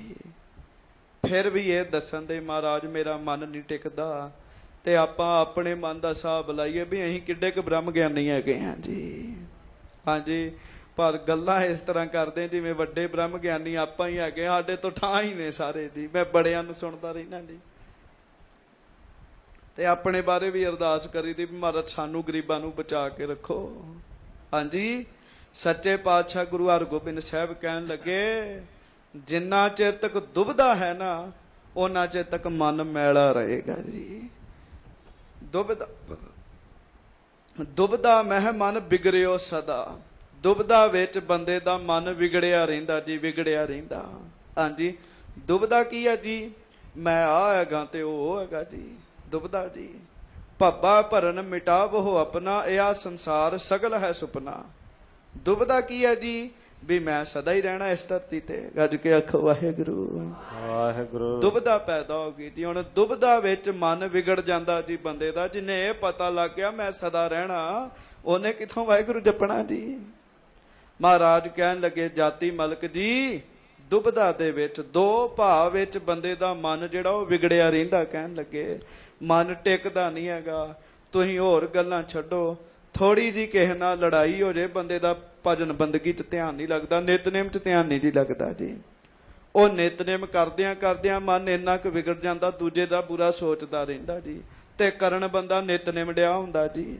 ਇਸੇ ਤਰ੍ਹਾਂ ਨਾ ਜੀ ਅਸੀਂ ਆਪਣੇ ਮਨ ਦੀ ਗੱਲ ਕਰੀਏ, ਕਰਨ ਬੰਦਾ ਨਿਤਨੇਮ ਦਿਆ ਜੀ, ਪਰ ਦੂਜੇ ਨਾਲ ਲੜਾਈ ਹੋਈ ਉਹਦਾ ਮਾੜਾ ਵੀ ਸੋਚ ਰਿਹਾ ਜੀ। ਦੁਬਦਾ ਪੈਦਾ ਹੋ ਗਈ ਨਾ ਜੀ ਅੰਦਰ। ਦੁਬਦਾ ਨੇ ਅੰਦਰ ਟਿਕਾ ਨਹੀਂ ਪੈਦਾ ਹੋਣ ਦਿੱਤਾ ਜੀ। ਹਾਂਜੀ, ਨਿਜ ਸਰੂਪ ਤਨ ਕੋ ਨਹਿ ਜਾਣ, ਜਨਮ ਤਿਆਰ ਹੈ ਬਿਨ ਸਨਵਾਨ। ਤੇ ਧੰਨ ਗੁਰੂ ਹਰਗੋਬਿੰਦ ਸਾਹਿਬ ਕਹਿ ਰਹੇ, ਸਾਰੀ ਸੰਗਤ ਆਖੋ ਧੰਨ ਗੁਰੂ ਹਰਗੋਬਿੰਦ ਸਾਹਿਬ ਜੀ। ਹਰਗੋਬਿੰਦ ਸਾਹਿਬ ਮਹਾਰਾਜ ਕਹਿੰਦੇ ਜਾਤੀ ਮਲਕ ਜੀ ਆਪਣਾ ਨਿੱਜੀ ਸਰੂਪ ਸਰੀਰ ਨੂੰ ਨਾ ਸਮਝਿਓ। ਕਹਿਣ ਲੱਗੇ ਬ੍ਰਹਮ ਗਿਆਨ ਇਹ ਹੈ ਗੁਰਮੁਖੋ। ਮੈਂ ਤੇ ਤੁਹਾਨੂੰ ਕਥਾ ਹੀ ਸੁਣਾ ਰਿਹਾ ਨਾ ਮੇਰੀ, ਇਹ ਵੀ ਗੁਰੂ ਜੀ ਦੀ ਕਿਰਪਾ ਨਾਲ। ਹੰਕਾਰ ਕੋਈ ਨਹੀਂ, ਪਰ ਸਤਿਗੁਰੂ ਨਾਲ ਨਾਲ ਬੋਲ ਰਹੇ, ਨਾਲ ਨਾਲ ਕਿਰਪਾ ਵੀ ਕਰਨ ਦਾ ਹੈ ਜੀ। ਹਾਂਜੀ, ਜਿਹੜੇ ਬ੍ਰਹਮ ਗਿਆਨੀ ਪੁਰਸ਼ ਹੁੰਦੇ ਨਾ ਜੀ, ਸਭ ਤੋਂ ਪਹਿਲਾਂ ਸਰੀਰ ਦੀ ਹੰਤਾ ਨੂੰ ਨਾਸ਼ ਕੀਤਾ ਹੁੰਦਾ ਜੀ। ਅੱਜ ਭਾਵੇਂ ਬੁਲਾਵਾ ਆ ਜੇ, ਕੱਲ ਆ ਜੇ, ਉਹ ਸਰੀਰ ਛੱਡਣ ਨੂੰ ਤਿਆਰ ਰਹਿੰਦੇ ਜੀ। ਬ੍ਰਹਮ ਗਿਆਨੀ ਪੁਰਸ਼ ਦੇ ਅੰਦਰ ਰੱਤੀ ਮਾਤਰ ਵੀ ਸਰੀਰ ਦੇ ਨਾਲ ਮੋਹ ਨਹੀਂ ਹੁੰਦਾ ਜੀ। ਸੱਚੇ ਪਾਤਸ਼ਾਹ ਜੀ ਕਹਿ ਰਹੇ, ਮਹਾਰਾਜ ਕਹਿਣ ਲੱਗੇ ਨਿਜ ਸਰੂਪ ਤਨ ਕੋ ਨਹਿ ਜਾਣ, ਜਨਮਤ ਅਰ ਇਹ ਬਿਨਸਨਵਾਨ। ਬ੍ਰਹਮ ਗਿਆਨੀ ਸਭ ਤੋਂ ਪਹਿਲਾਂ ਇਹ ਗੱਲ ਸੋਚਦਾ ਜੇ ਜਨਮ ਹੋਇਆ ਤੇ ਕੱਲ ਮੌਤ ਵੀ ਹੋਏਗੀ ਜੀ। ਜਿਹਨੂੰ ਮੌਤ ਚੇਤਾ ਰਹਿ ਜੇ ਉਹ ਮਾੜਾ ਕੰਮ ਕਰਦਾ ਹੀ ਨਹੀਂ ਜੀ ਕਦੀ। ਹਾਂਜੀ, ਬਾਲਕ ਤਰੁਣ ਬਿਰਧ ਹੋਏ ਜਾਏ। ਬਸ ਪਹਿਲਾਂ ਇਹ ਸਰੀਰ ਨਿੱਕਾ ਜਿਹਾ ਸੀਗਾ ਜੀ, ਫਿਰ ਇਹ ਸਰੀਰ ਜਵਾਨ ਹੋ ਗਿਆ, ਤੇ ਵਹਿੰਦਿਆਂ ਵਹਿੰਦਿਆਂ ਸਰੀਰ ਬਜ਼ੁਰਗ ਹੋ ਗਿਆ ਜੀ। ਕੱਜ ਕੇ ਆਖੋ ਵਾਹਿਗੁਰੂ ਵਾਹਿਗੁਰੂ। ਤੁਸੀਂ ਆਪਣੀ ਜ਼ਿੰਦਗੀ ਚ ਦੱਸੋ ਜਵਾਨ ਤੋਂ ਬੁੱਢੇ ਹੁੰਦੇ ਕਿੰਨੇ ਵੇਖੇ ਜੀ? ਤੁਸੀਂ ਆਪਣੀ ਜ਼ਿੰਦਗੀ ਚ ਬੜੇ ਵੇਖੇ ਹੋਣਗੇ ਜੀ। ਜਿਹੜੇ ਪਹਿਲਾਂ ਜਵਾਨ ਸਨ ਬੁੱਢੇ ਹੋ ਗਏ ਜੀ, ਤੇ ਤੁਸੀਂ ਆਪਣੀ ਜ਼ਿੰਦਗੀ ਚ ਇਹ ਵੀ ਵੇਖਿਆ ਹੋਏਗਾ, ਕਿਉਂ ਸਿਆਣੇ ਬਜ਼ੁਰਗ ਵੀ ਬੈਠੇ ਨੇ। ਜਵਾਨ ਤੋਂ ਉਹ ਬਜ਼ੁਰਗ ਹੋਏ, ਤੇ ਬਜ਼ੁਰਗ ਤੋਂ ਬਾਅਦ ਅੱਜ ਸਰੀਰ ਹੀ ਨਹੀਂ ਲੱਭਦਾ ਉਹਨਾਂ ਦਾ, ਉਹ ਚਾਲਾ ਹੀ ਮਾਰ ਗਏ ਜੀ, ਉਹ ਹੈਗੇ ਹੀ ਨਹੀਂ ਜੀ। ਹਾਂਜੀ, ਬੜੇ ਨੇ ਐਸੇ ਜੀ ਸਾਡੇ ਸਾਹਮਣੇ ਹੋਏ, ਕਈ ਬਜ਼ੁਰਗ ਪੱਕੇ ਹੀ ਹੁਣ ਵੇਖਦੇ ਹੀ ਨਹੀਂ ਜੀ। ਸੱਚੇ ਪਾਤਸ਼ਾਹ ਕਹਿੰਦੇ ਸਰੀਰ ਦਾ ਸੁਭਾਅ ਪਹਿਲਾਂ ਬੱਚਾ ਹੁੰਦਾ, ਫਿਰ ਜਵਾਨ ਹੁੰਦਾ, ਫਿਰ ਬੁੱਢਾ ਹੋ ਜਾਂਦਾ ਜੀ। ਹਾਂਜੀ, ਅਹੈ ਪ੍ਰਣਾਮੀ ਏਵ ਪਾਏ। ਇਸ ਤਰੀਕੇ ਨਾਲ ਉਤਪਤੀ ਹੁੰਦੀ ਹੈ ਬੱਚੇ ਤੋਂ ਜਵਾਨ ਤੇ ਜਵਾਨ ਤੋਂ ਬਜ਼ੁਰਗ। ਬਜ਼ੁਰਗੀ ਤੋਂ ਬਾਅਦ ਅਵਸਥਾ ਕੋਈ ਨਹੀਂ ਹੈਗੀ, ਬਜ਼ੁਰਗੀ ਤੋਂ ਬਾਅਦ ਸਿੱਧਾ ਮੌਤ ਹੁੰਦੀ ਹੈ। ਮਹਾਰਾਜ ਕਹਿੰਦੇ, ਗੱਜ ਕੇ ਆਖੋ ਵਾਹਿਗੁਰੂ। ਵਾਹਿਗੁਰੂ। ਮੈਂ ਬੜੀਆਂ ਥਾਵਾਂ ਤੇ ਇੱਕ ਗੱਲ ਸੁਣਾਉਣਾ ਜੀ। ਹਾਂਜੀ, ਇੱਕ ਰਾਜੇ ਨੇ ਇੱਕ ਬੰਦਾ ਰੱਖਿਆ ਇਸੇ ਕੰਮ ਨੂੰ ਹੀ ਜੀ। ਕੀ ਜੀ? ਉਹਨੇ ਰੱਖਿਆ ਵੀ ਤੂੰ ਜਦੋਂ ਮੈਂ ਖਾਣ ਲੱਗਾ ਆਖੀ ਰਾਜਾ ਜੀ ਮੌਤ ਚੇਤਾ ਰੱਖੋ। ਜੇ ਮੈਂ ਵਧੀਆ ਕੱਪੜੇ ਪਾਉਣ ਲੱਗਾ ਤੂੰ ਆਖੀ ਰਾਜਾ ਜੀ ਮੌਤ ਚੇਤਾ ਰੱਖੋ। ਰਾਜਾ ਸ਼ੀਸ਼ੇ 'ਚ ਖਲੋਤਾ ਤੇ ਉਹਨੇ ਦਾੜੀ ਦਾ ਚਿੱਟਾ ਵਾਲ ਵੇਖ ਲਿਆ ਜੀ। ਉਹਨੇ ਉਸ ਬੰਦੇ ਦੀ ਛੁੱਟੀ ਕਰਤੀ। ਕਹਿਣ ਲੱਗਾ ਚੱਲ ਵੀ ਤੇਰੀ ਛੁੱਟੀ। ਉਹ ਕਹਿੰਦਾ ਜੀ ਮੈਂ ਕੀ ਕੀਤਾ? ਕਹਿੰਦੇ ਤੂੰ ਡਿਊਟੀ ਇਮਾਨਦਾਰੀ ਨਾਲ ਨਿਭਾਈ ਹੈ। ਜਿਸ ਕੰਮ ਵਾਸਤੇ ਤੈਨੂੰ ਰੱਖਿਆ ਸੀ ਮੌਤ ਨੂੰ ਚੇਤੇ ਕਰਾਉਣ ਵਾਸਤੇ, ਦਾੜੀ ਦਾ ਚਿੱਟਾ ਵਾਲ ਹੁਣ ਮੌਤ ਚੇਤੇ ਕਰਾਇਆ ਕਰੇਗਾ। ਕਹਿਣ ਲੱਗੇ, ਗੱਜ ਕੇ ਆਖੋ ਵਾਹਿਗੁਰੂ। ਤੇ ਮੈਨੂੰ ਇਸ਼ਾਰਾ ਹੋ ਜਾਂਦਾ ਜੀ ਜਦੋਂ ਮੌਤ ਦੀ ਕਥਾ ਹੁੰਦੀ ਨਾ ਜੀ, ਫਿਰ ਇਸ਼ਾਰਾ ਹੋ ਜਾਂਦਾ ਵੀ ਹੁਣ ਚੁੱਪ ਹੋ ਜਾ, ਮੌਤ ਦੀ ਕਥਾ ਨਾ ਕਰਿਆ ਕਰ। ਕਹਿਣ ਲੱਗੇ ਹਾਂਜੀ ਸੰਗਤ ਜੀ ਇਹ ਸੱਚਾਈ ਹੈ। ਸੱਚੇ ਪਾਤਸ਼ਾਹ ਮਹਾਰਾਜ ਗਰੀਬ ਨਵਾਜ ਜੀ ਕਹਿ ਰਹੇ ਨੇ ਬਜ਼ੁਰਗੀ ਤੋਂ ਬਾਅਦ ਸਿੱਧੀ ਮੌਤ ਹੀ ਹੈ। ਕਹਿਣ ਲੱਗੇ ਪਰ ਮੈਂ ਐਸੇ ਵੀ ਬਜ਼ੁਰਗ ਵੇਖਿਓ ਰਿਵਰਸ ਗੇਅਰ ਪਾ ਲੈਂਦੇ ਜੀ, ਬਚਪਨ ਦੀਆਂ ਗੱਲਾਂ ਕਰਨ ਲੱਗ ਪੈਂਦੇ ਜੀ। ਬਚਪਨ ਦੀਆਂ ਗੱਲਾਂ ਕਰਨ ਦੇ ਨਾਲ ਬਚਪਨ ਨਹੀਂ ਵਾਪਸ ਆਉਣਾ, ਗਾਂ ਲਾਵੀ ਲੁੜਿਆ ਖੇਤ ਹੀ ਹੈ ਜੀ। ਮਹਾਰਾਜ ਕਹਿੰਦੇ ਜਾਤੀ ਮਲਕ ਪਹਿਲਾਂ ਬੰਦਾ ਬੱਚਾ ਹੁੰਦਾ, ਫਿਰ ਜਵਾਨ ਹੁੰਦਾ, ਫਿਰ ਬੁੱਢਾ ਹੁੰਦਾ ਤੇ ਫਿਰ ਨਾਸ਼ ਹੋ ਜਾਂਦਾ ਜੀ। ਇੰਨਾ ਕੀ ਜ਼ਿੰਦਗੀ ਹੈ ਸਾਡੀ। ਹਾਂਜੀ, ਸਦਾ ਏਕ ਰਸ ਜਾਨੋ ਤਾਹੇ ਤਨ ਤੈ ਸੂਖਮ ਅਹੈ ਰਖੀਕੀ ਤਨ ਕੀ ਗਤ ਜਾਨੋ ਵਿਦ ਨੀਕੀ। ਸੱਚੇ ਪਾਤਸ਼ਾਹ ਮਹਾਰਾਜ ਗਰੀਬ ਨਿਵਾਸ ਸਾਹਿਬ ਕਹਿਣ ਲੱਗੇ ਤਬ ਸਰੂਪ ਮਹਿ ਇਹ ਸਭ ਨਾ ਹੈ, ਪਰ ਬ੍ਰਹਮ ਗਿਆਨ ਵਿੱਚ ਨਾ ਬਚਪਨ ਹੈ, ਨਾ ਜਵਾਨੀ ਹੈ, ਨਾ ਬਜ਼ੁਰਗੀ ਹੈ ਤੇ ਨਾ ਮੌਤ ਹੈ ਜੀ। ਬ੍ਰਹਮ ਗਿਆਨੀ ਦੇ ਜ਼ਿੰਦਗੀ 'ਚ ਨਿਰਾ ਨਾਮ ਹੀ ਹੈਗਾ ਜੀ। ਬੜੇ ਬੜੇ ਬ੍ਰਹਮ ਗਿਆਨੀਆਂ ਦਾ ਜੀਵਨ ਪੜ੍ਹ ਕੇ ਵੇਖ ਲਓ, ਨਾਮ ਤੋਂ ਸਿਵਾ ਦੂਜੀ ਗੱਲ ਨਹੀਂ ਕੀਤੀ। ਬਾਬਾ ਬੁੱਢਾ ਜੀ ਨੂੰ ਆਪਾਂ ਬ੍ਰਹਮ ਗਿਆਨੀ ਕਹਿੰਦੇ ਜੀ ਸਾਰੇ ਜੀ। 12 ਸਾਲ ਦੀ ਉਮਰ 'ਚ ਮੌਤ ਦਾ ਚੇਤਾ ਕੀਤਾ, ਨਾਮ ਜਪਣਾ ਸ਼ੁਰੂ ਕਰਤਾ ਗੁਰੂ ਸਾਹਿਬ ਕੋਲ ਰਹਿ ਕੇ। ਜਵਾਨੀ 'ਚ ਵੀ ਨਾਮ, ਬਜ਼ੁਰਗੀ 'ਚ ਵੀ ਨਾਮ ਤੇ ਹੁਣ ਵੀ ਉਹਨਾਂ ਦਾ ਹੀ ਨਾਮ ਹੈ ਜੀ ਦੁਨੀਆ ਤੇ। ਹਾਂਜੀ, ਸੱਚੇ ਪਾਤਸ਼ਾਹ ਕਹਿੰਦੇ ਬ੍ਰਹਮ ਗਿਆਨੀਆਂ ਦੀ ਜ਼ਿੰਦਗੀ 'ਚ ਇਹ ਚੀਜ਼ਾਂ ਨਹੀਂ ਹੁੰਦੀਆਂ। ਔਰ ਇੱਕ ਸਦਾ ਇੱਕ ਰਸ ਜਨ ਹੋਤਾ ਹੈ। ਗੱਜ ਕੇ ਆਖੋ ਵਾਹਿਗੁਰੂ। ਜਿਹੜੇ ਬ੍ਰਹਮ ਗਿਆਨੀ ਪੁਰਸ਼ ਨੇ ਨਾ ਉਹ ਸਦਾ ਇੱਕ ਰਸ ਰਹਿੰਦੇ ਜੀ। ਕਿਹੜੇ ਰਸ ਵਿੱਚ? ਉਹ ਨਾਮ ਦੇ ਰਸ 'ਚ ਰਹਿੰਦੇ ਜੀ। ਹੁਣ ਆਪਾਂ ਇਮਾਨਦਾਰੀ ਨਾਲ ਗੱਲ ਕਰੀਏ, ਹੁਣ ਆਪਾਂ ਕਥਾ ਦੇ ਰਸ ਵਿੱਚ ਹਾਂ ਜੀ। ਥੋੜੇ ਚਿਰ ਬਾਅਦ ਆਪਾਂ ਖਬਰਾਂ ਦੇ ਰਸ ਵਿੱਚ ਹੋ ਜਾਣਾ ਜੀ। ਉਹਦੇ ਤੋਂ ਬਾਅਦ ਥੋੜੇ ਚਿਰ ਬਾਅਦ ਆਪਾਂ ਰੋਟੀ ਦੇ ਰਸ ਵਿੱਚ ਹੋ ਜਾਣਾ, ਬਾਅਦ ਚ ਸੌਣ ਦੇ ਰਸ ਚ ਹੋ ਜਾਾਂਗੇ। ਰਸ ਬਦਲਦੇ ਰਹਿੰਦੇ ਬੰਦੇ ਦੇ ਜੀ। ਬ੍ਰਹਮ ਗਿਆਨੀ ਦੀ ਜ਼ਿੰਦਗੀ ਚ ਰਸ ਨਹੀਂ ਚ ਬਦਲਦਾ। ਬ੍ਰਹਮ ਗਿਆਨੀ ਕਿਆ ਇੱਕ ਹੈ ਰੰਗ। ਹਾਂਜੀ, ਉਹ ਇੱਕ ਰੰਗ ਵਿੱਚ ਰਹਿੰਦਾ, ਇੱਕ ਰਸ ਵਿੱਚ ਰਹਿੰਦਾ। ਕਿਹੜੇ? ਹਰ ਵਕਤ ਵਾਹਿਗੁਰੂ ਵਾਹਿਗੁਰੂ ਵਾਹਿਗੁਰੂ ਵਾਹਿਗੁਰੂ ਵਾਹਿਗੁਰੂ। ਹਾਂਜੀ, ਤਨ ਤੈ ਸੂਖਮ ਅਹੈ ਰਖੀਕੀ। ਸੱਚੇ ਪਾਤਸ਼ਾਹ ਗਰੀਬ ਨਵਾਜ ਕਹਿੰਦੇ ਪਹਿਲੀ ਇਹ ਗੱਲ ਹੈ ਬੰਦੇ ਦਾ ਸਰੀਰ ਸਦਾ ਨਹੀਂ ਰਹਿਣਾ, ਨਾਸ ਹੋ ਜਾਣਾ। ਸਰੀਰ ਦੇ ਵਿੱਚ ਇੰਦਰੀਆਂ ਨੇ ਜੀ, ਸਰੀਰ ਤੋਂ ਵੀ ਛੋਟੀਆਂ ਜੀ। ਅੱਖਾਂ, ਨੱਕ, ਕੰਨ ਇੰਦਰੀਆਂ ਨੇ ਮਹਾਰਾਜ ਕਹਿੰਦੇ। ਪਰ ਤਿਨਕੀ ਗਤ ਜਨ ਹੋ ਬਿਦ ਨੀਕੀ। ਸੱਚੇ ਪਾਤਸ਼ਾਹ ਕਹਿਣ ਲੱਗੇ ਜਾਤੀ ਮਲਕ ਇੰਦਰੀਆਂ ਬਾਰੇ ਵੀ ਸੁਣ ਲਾ, ਆਪਣੀਆਂ ਅੱਖਾਂ ਬਾਰੇ ਵੀ ਚੰਗੀ ਤਰ੍ਹਾਂ ਸੁਣ ਲਾ। ਹਾਂਜੀ, ਇਹ ਭੀ ਨਹਿ ਸਰੂਪ ਨਿਜ ਜਾਨੋ। ਇਹ ਇੰਦਰੀਆਂ ਵੀ ਤੁਹਾਡਾ ਸਰੂਪ ਨਹੀਂ ਹੈਗੀਆਂ। ਕਹਿਣ ਲੱਗੇ ਇੰਦਰੀਆਂ ਨੂੰ ਵੀ ਬੰਦਾ ਇਹ ਨਾ ਸਮਝ ਲੈ ਅੱਖਾਂ ਹੀ ਮੇਰੀ, ਅੱਖਾਂ ਹੀ ਸਾਰਾ ਕੁਝ ਨੇ। ਗੱਜ ਕੇ ਆਖੋ ਵਾਹਿਗੁਰੂ। ਅੱਜ ਅੱਖਾਂ ਤੋਂ ਵਿਖਣਾ ਬੰਦ ਹੋ ਜਾਏ ਕੀ ਕਰਨਗੀਆਂ ਜੀ ਅੱਖਾਂ ਜੀ? ਅੱਖਾਂ ਬੰਦ ਹੋ ਗਈਆਂ, ਸੁਣਨਾ ਬੰਦ ਹੋ ਜਾਏ, ਕੰਨ ਬੰਦ ਹੋ ਜਾਣਗੇ, ਅੰਦਰ ਦੀ ਜੀਵ ਆਤਮਾ ਨੇ ਤਾਂ ਨਹੀਂ ਬੰਦ ਹੋ ਜਾਣਾ ਜੀ। ਉਹ ਤੇ ਉਵੇਂ ਚੱਲਦੀ ਰਹਿੰਦੀ ਹੈ ਜੀ। ਹਾਂਜੀ, ਸੱਚੇ ਪਾਤਸ਼ਾਹ ਕਹਿਣ ਲੱਗੇ ਇਹ ਇੰਦਰੀਆਂ ਵੀ ਤੇਰਾ ਜੀਵਨ ਨਹੀਂ ਹੋਇਆਗੀਆਂ। ਹਾਂਜੀ, ਇੱਕ ਤਾਂ ਪ੍ਰਿਥਕ ਪ੍ਰਿਥਕ ਨ ਮਾਨੋ।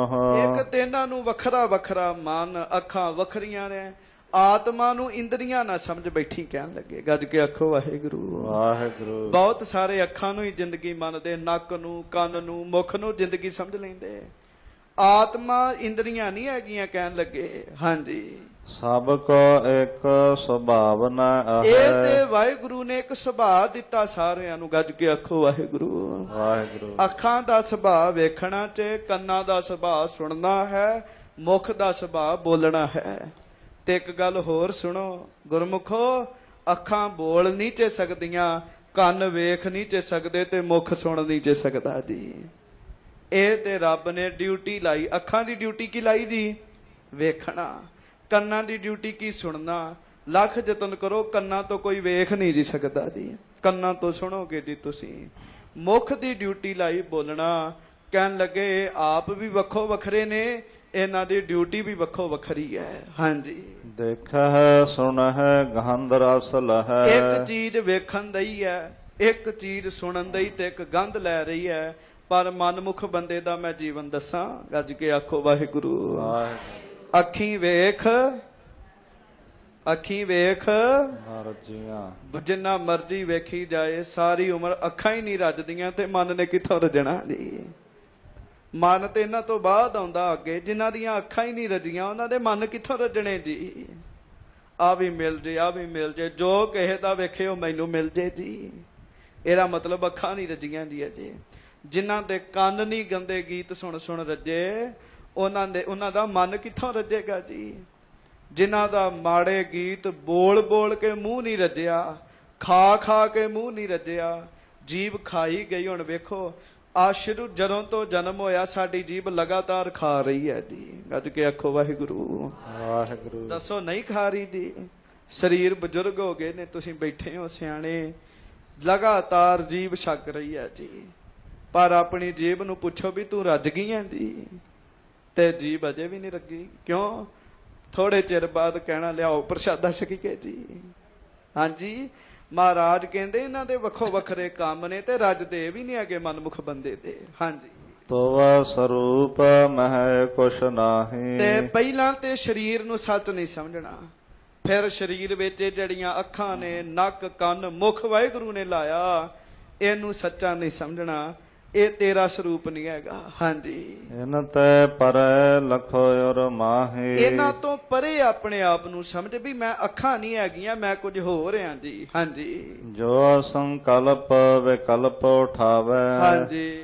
ਦੌਰਤ ਜਾਤ ਤੁਰਤ ਹਟ ਆਵੇ। ਉਹ ਕੀ ਹੈ? ਇਹਨਾਂ ਤੋਂ ਪਰੇ ਬੰਦੇ ਦਾ ਮਨ ਹੈ ਜੀ। ਗੱਜ ਕੇ ਆਖੋ ਉਹੋ ਹੀ ਟਿਕਦਾ ਨਹੀਂ ਜੀ। ਸਰੀਰ ਤੇ ਬਹਿ ਗਿਆ ਜੀ, ਇੱਥੇ ਆ ਕੇ ਸਰੀਰ ਟਿਕ ਗਿਆ ਜੀ। ਮਾਫ ਕਰਿਓ, ਮਨ ਅੰਦਰ ਭੱਜਿਆ ਹੀ ਫਿਰਦਾ ਜੀ। ਮਨ ਕੀ ਹੈ? ਵਿਚਾਰ ਨੇ।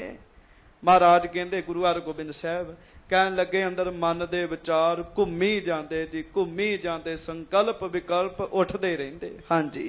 ਇਹੋ ਰਖੀਕ ਤੇ ਸੂਖਮ ਮਨ ਹੈ। ਇੰਦਰੀਆਂ ਤੋਂ ਸੂਖਮ ਬੰਦੇ ਦਾ ਮਨ ਹੈਗਾ ਜੀ। ਇੰਦਰੀਆਂ ਤੋਂ ਸੂਖਮ, ਅੱਖਾਂ ਤੋਂ ਵੀ ਛੋਟਾ, ਨੱਕ ਤੋਂ ਛੋਟਾ, ਕੰਨ ਤੋਂ ਛੋਟਾ ਬੰਦੇ ਦੇ ਅੰਦਰ ਦਾ ਮਨ ਹੈਗਾ ਜੀ। ਹਾਂਜੀ। ਸ਼ੁੱਧ ਅਸ਼ੁੱਧ ਹੋਤ ਬੁੱਧ ਭਣ ਹੈ। ਤੇ ਮਨ ਕੀ ਕਰਦਾ ਜੀ? ਵਾਹਿਗੁਰੂ ਵਾਹਿਗੁਰੂ। ਮਨ ਬਹੁਤ ਕਈ ਵਾਰੀ ਸਾਧੂ ਬਣ ਜਾਂਦਾ ਤੇ ਕਈ ਵਾਰੀ ਨਿਕੰਮਾ ਬਣ ਜਾਂਦਾ ਜੀ ਮਨ ਜੀ।